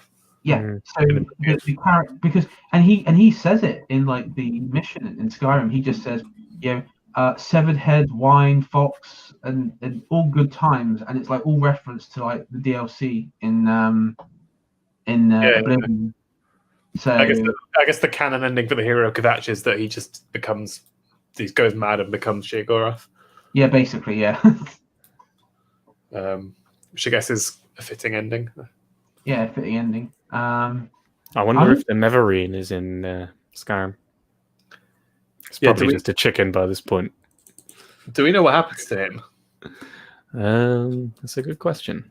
Let's look it up. I know you like playing Morrowind, don't you, Jack? You play it all the time. You should see my hours. I see you playing it on Steam a lot. Wonder why that is. Yeah, basically, my Morrowind broke, and so I couldn't close it, and so I have so many hours in it, despite not actually playing that many hours in it. Yeah. Following the fulfillment of the prophecies, the Neverine vanished. So, yeah, there are rumors that they left on an expedition to Akavir, but in truth, they just became a chicken and went to Skyrim. Yeah, that's why everyone worships the chickens. Yeah. Oh god. So, we seem to have done the entirety of Oblivion lore or Elder Scrolls lore in 3.5 hours. Yeah, I mean, there's still so much we could talk about. We've barely touched the surface of like Elder Scrolls lore. I mean, and this is why it's superior to The Witcher. Oof. I've actually just started playing Witcher 3. I tried it a long time ago, but my PC wasn't really good enough. It kept stuttering all the time, and it just wasn't unplayable. But no, it's fine. So I'm playing that right now. Don't tell Harry on that. The thing there is, I'm a fan of Witcher, and the previous episode we did, by the way, check out, was on the Nilfgaard Empire and in The Witcher.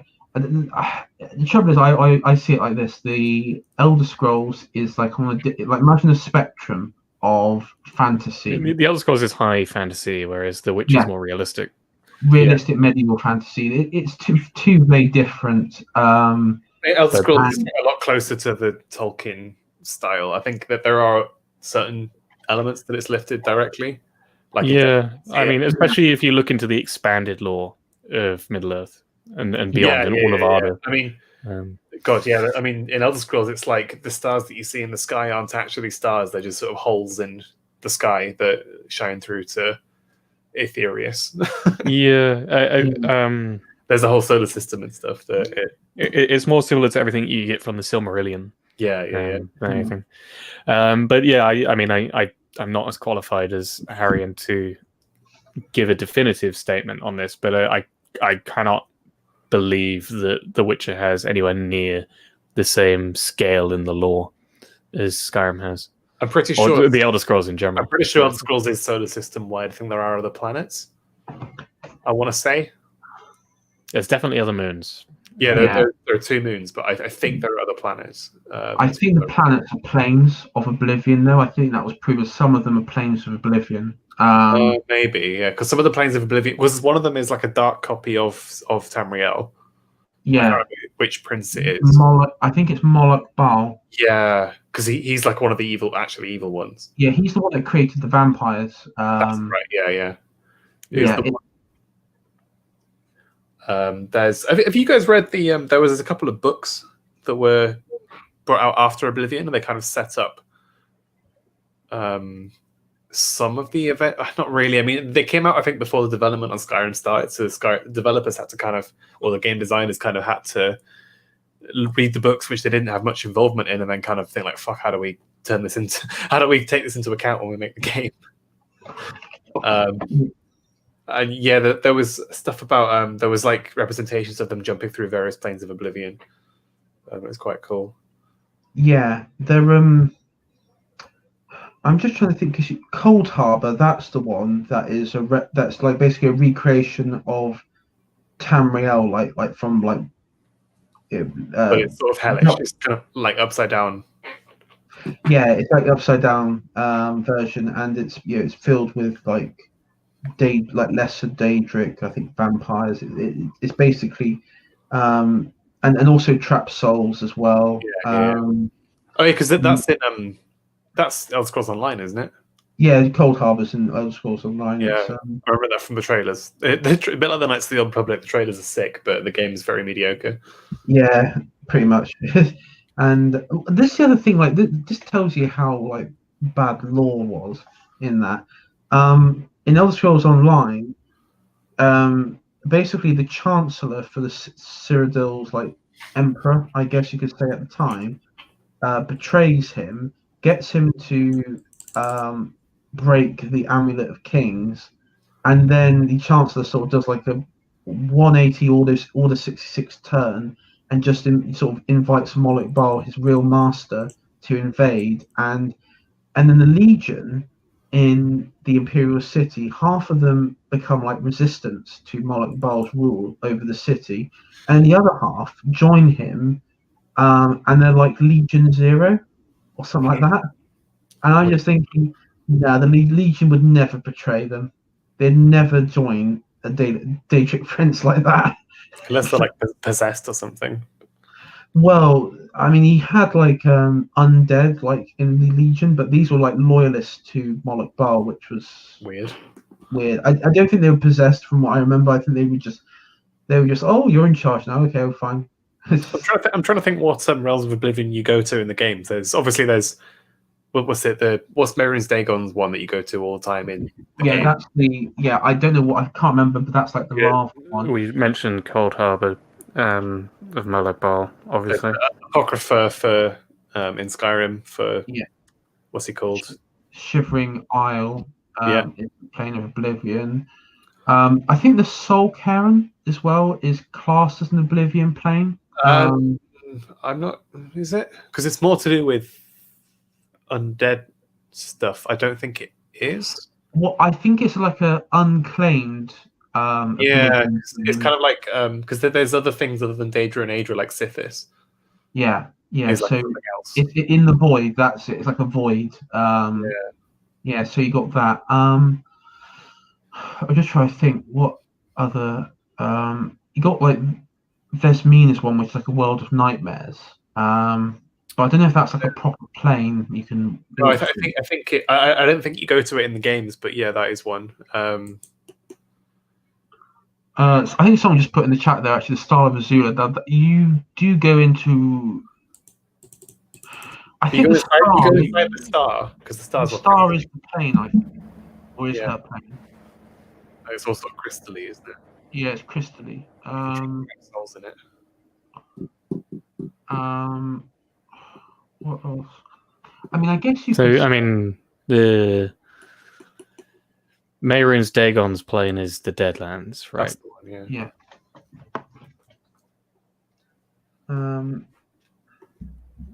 I think you technically go to is it Malakath's one in Oblivion, but it just looks like Dagon's one because there's like a tournament. No, is it Boethia? There's one where you have a tournament.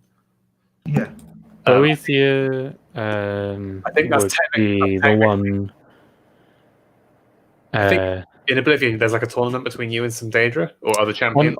I think that the three on Oblivion that you can enter that are not in the realm of Mehrunes Dagon are Boethia, Sheogorath, and what was the third one? Oh, her scene, the hunting grounds. That's it. Oh yeah. Yeah, that's like a massive like forest plane, and it's basically constant hunting. So that's where like if you're a werewolf and you die, you spend the rest of your days being hunted by like the wild hunt and her scene and such. Malakath is the ash pits. The pits. Oh yeah, it's all kind of that's one of the ones where people can't really survive. It's kind of just like a void full of ash. Yeah, and I just remembered Vermina. It's Quagmire. That's the name of the the nightmare one. The nightmare one, yeah, in Skyrim because that's mentioned.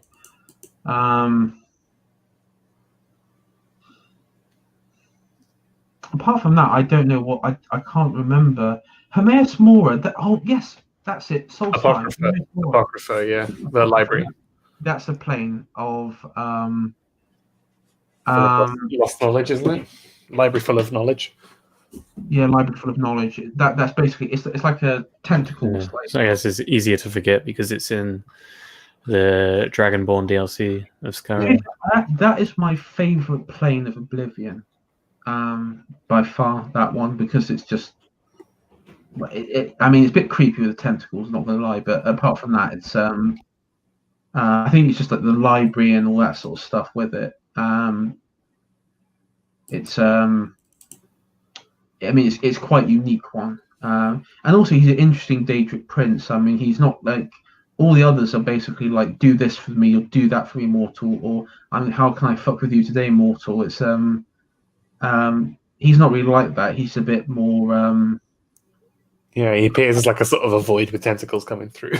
Yeah, pretty much. He's also, I mean, he just he's just a bit more interesting because you don't really know. You don't really get much of a sort of feel for him, so there's a bit of mystery about it. Yeah, I mean, Dagon is just like, I'm going to conquer him and destroy the world. He's sort of Sauron kind. And Offer Mercy says, her scenes like Azura, not of light, not of dark, i.e. not pure evil. Yeah, some of them are good, like Medina,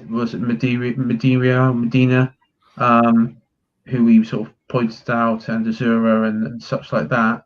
And then you have ones who are like in the middle who are like, I would say Sheogorath maybe. Yeah, he's sort of rogue one. Erudite is the one I was trying to remember. That was the one who has the pits. Yeah, that's the one who has the pits. Oh yeah, because the other ones kind of look down on him, don't they? They kind of hate him. I remember that they don't respect him at all for some reason. Yeah. And then you have like the weakest Daedric prince, who is a dragon, apparently. Yeah, Or something. that's it. That's him. Yeah, Periite. That's him. That's him. Yeah, they respect him because he's like the weakest one. So, but he's quite. But in many ways, he actually unleashed a plague, into Tamriel, which people don't know about. There's like that. It's in Skyrim. You can actually, if you do his Daedric crest, you have to go to this ruin where you got bandits, but they actually spit out like they vomit out like green like crap into you. So. Yeah. I think he's evil though because he did like inflict plague upon everyone just for the shit out He's of it. not as bad He's as a Daedra. So. yeah, he's not as bad as some of them. Like the vampire one. He's Moloch Moloch Baal Baal. and is pure evil. the mirror is one of them's like a sort of is evil but kind of like disgusting. Moloch Baal is the Daedric prince of slavery, wasn't he? Yeah, Yeah. slavery and such. And then you got Meru's Dagon, who's destruction. He's evil. And then you got Vesmina, who's like the nightmare one, the one with Kravmar. She's evil, an evil one. There's the one. It's kind of like Nocturnal is the one from the Thieves Guild quest. Yeah. She's not evil though. I don't think, is she? She's not evil. No, she's just Nightingale. What she does is what she does is the deity of night, darkness, and love. Night and darkness. But what she does is she doesn't like approach people who don't want to be approached. She only deals with those who go through the ritual, and then they are basically worthy. So it's sort of like you have to you would have to approach her to have that sort of contact, I guess. If you have nothing to do with Thieves Guild, then she no interest in you. Unlike like Daedric princes who just do whatever they want, like torment whoever they want, or something like that.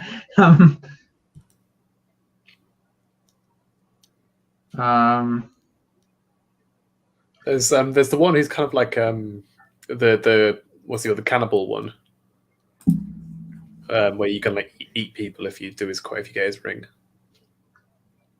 Oh, the cannibal one.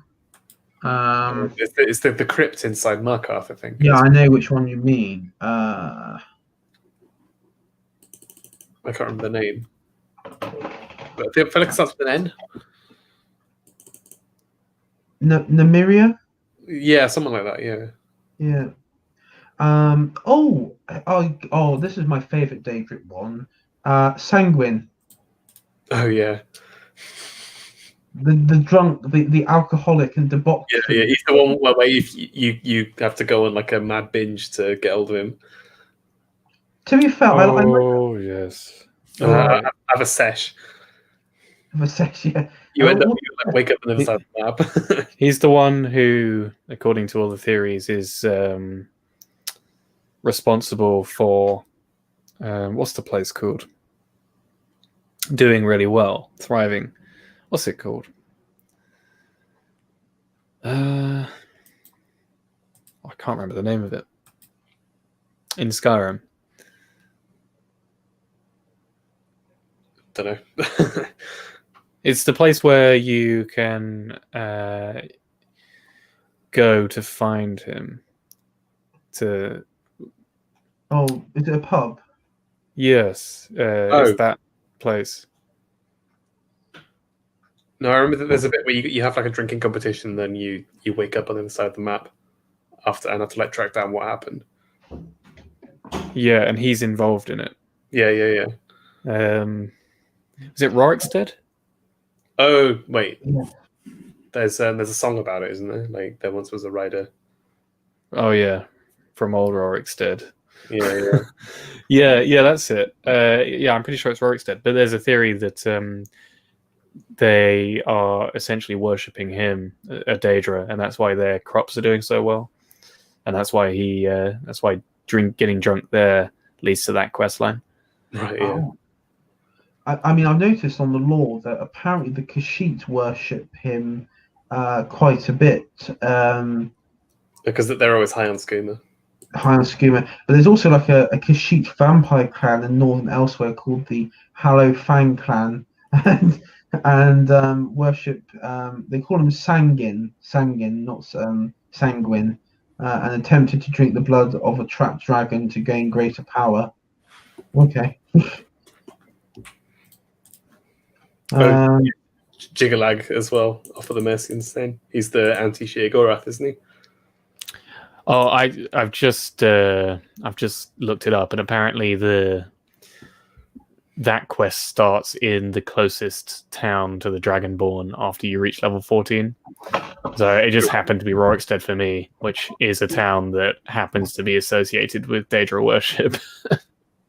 I mean, for me, I've encountered him, I think, in Windhelm and Whiterun before as well. I knew it was a bit random, but I heard about the sort of various conspiracy theories about Rorikstead because they do so well. And if you ask questions there, they go say, "Why are you asking questions? Don't ask these sort of questions." And it's like, oh, okay. So yeah, there's definitely something going on there. At Rorikstead. So I've probably got to wrap it up in a minute. So we've been going nearly 4 hours as well. So we've done quite well, I think. Anything else, shilling or of your channels or anything you got coming up? To be honest, I've been a bit lazy recently. What with the lockdown, I've had a lot of work to do as well. So Yeah. I will probably do something this weekend. What that is, I'm not sure. I have a few people that I may be talking to. I was supposed to be talking to Anakin Cringewalker at some point. I might try and get hold of Owine, but he doesn't know that yet. So that depends. Surprise Owine. He's probably watching this. He probably watched this because he's like a massive Elder Scrolls fan as well. So he'll probably watch this as well. Fucking nerd. Well, yeah. And I've got the CK2 game on Sunday, which Joz is a part of. I am indeed. So yeah, go check that out. You're going to make a video, right? Probably not. People keep pestering me too. But you know, it's a lot of effort. Giant threads on Twitter that no one reads and make a video. Yeah. Arian was saying, he said, it would be a lot cooler if instead of making these Twitter threads, you actually made a video. But yeah, no, the CK2 game will be on Sunday on Economic Erudite is the channel for anyone who is unfamiliar. I'll link it in the description. I'll link both your channels in the description so they can go check it out. Okay. Subscribe and subscribe to me as well. And I guess thank you for coming on, both of you. I've got a stream coming up. I think Saturday with Brother. We're going to be talking about the dissident right and the Mexican right, and looking at like the civil war between the two. Ask Brother about the upsides of monarchy, if he can name any. Yeah, we're going to go through all that. So rather you than me. Ask Robert what he thinks about the term boomer. Boomer, yeah. I hear he loves it. He's a big fan. We're going to go through all of that. I think the problem is that there's a fear that I think where he's coming from is that there is going down the strongman route might. I mean, if you go down the strongman route, you might get like an incompetent strongman. You might not get the best one if you're putting all your eggs in one basket with that. I mean, I know like everyone's sort of high on the moldbug sort of opium of like red pain democracy shit and everything. I mean, and yeah, there is element of truth that, I mean, look at your average Labour MP. They're not exactly the cream of society, are they? I mean, to be fair, my gripe is more with Britisher than him, if I'm honest. Sorry? My gripe is more with Britisher than him, to be honest. It's reaction to me talking to him. Yeah. So, yeah, I mean, I think both sides are sort of right. I think a lot of it's post-election sort of anger because you got the distant right who've sort of said, what the fuck are you guys doing on the mainstream right? Because why are you accepting this results? Why are you kowtowing to the media? Why are you kowtowing to their narratives? And it's sort of like one side is a massive disappointment to the other side, and I think that's where the sort of split has come. And I'm going to try and heal the wounds, so to speak. So to speak. Yes. Speak. You should be asking the real questions, like how much washing up could you do if you had no washing up liquid? Yeah. Well, I might come up. We shall see. And, I was going to say I've got rubber. I was going to try and invite somebody. It's definitely not a pyramid scheme. No.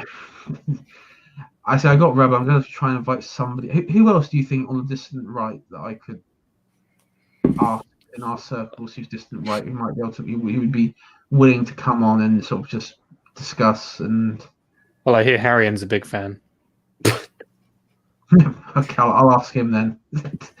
I'm trying to think if there's anyone else who was involved talking earlier. Because, I mean, I've had a long conversation with Rubber and the Britisher about this sort of thing. Yeah. I mean, Powell. Powell has also been quite heavily involved, but I don't know how willing he'd be. Yeah, I don't know if he would. I don't know if he does stream. Does he do streaming, Powell?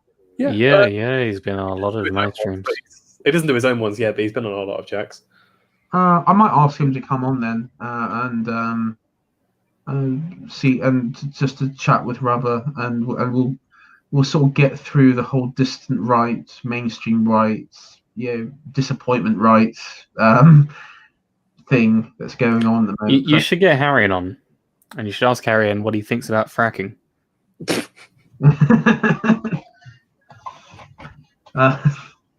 Yeah.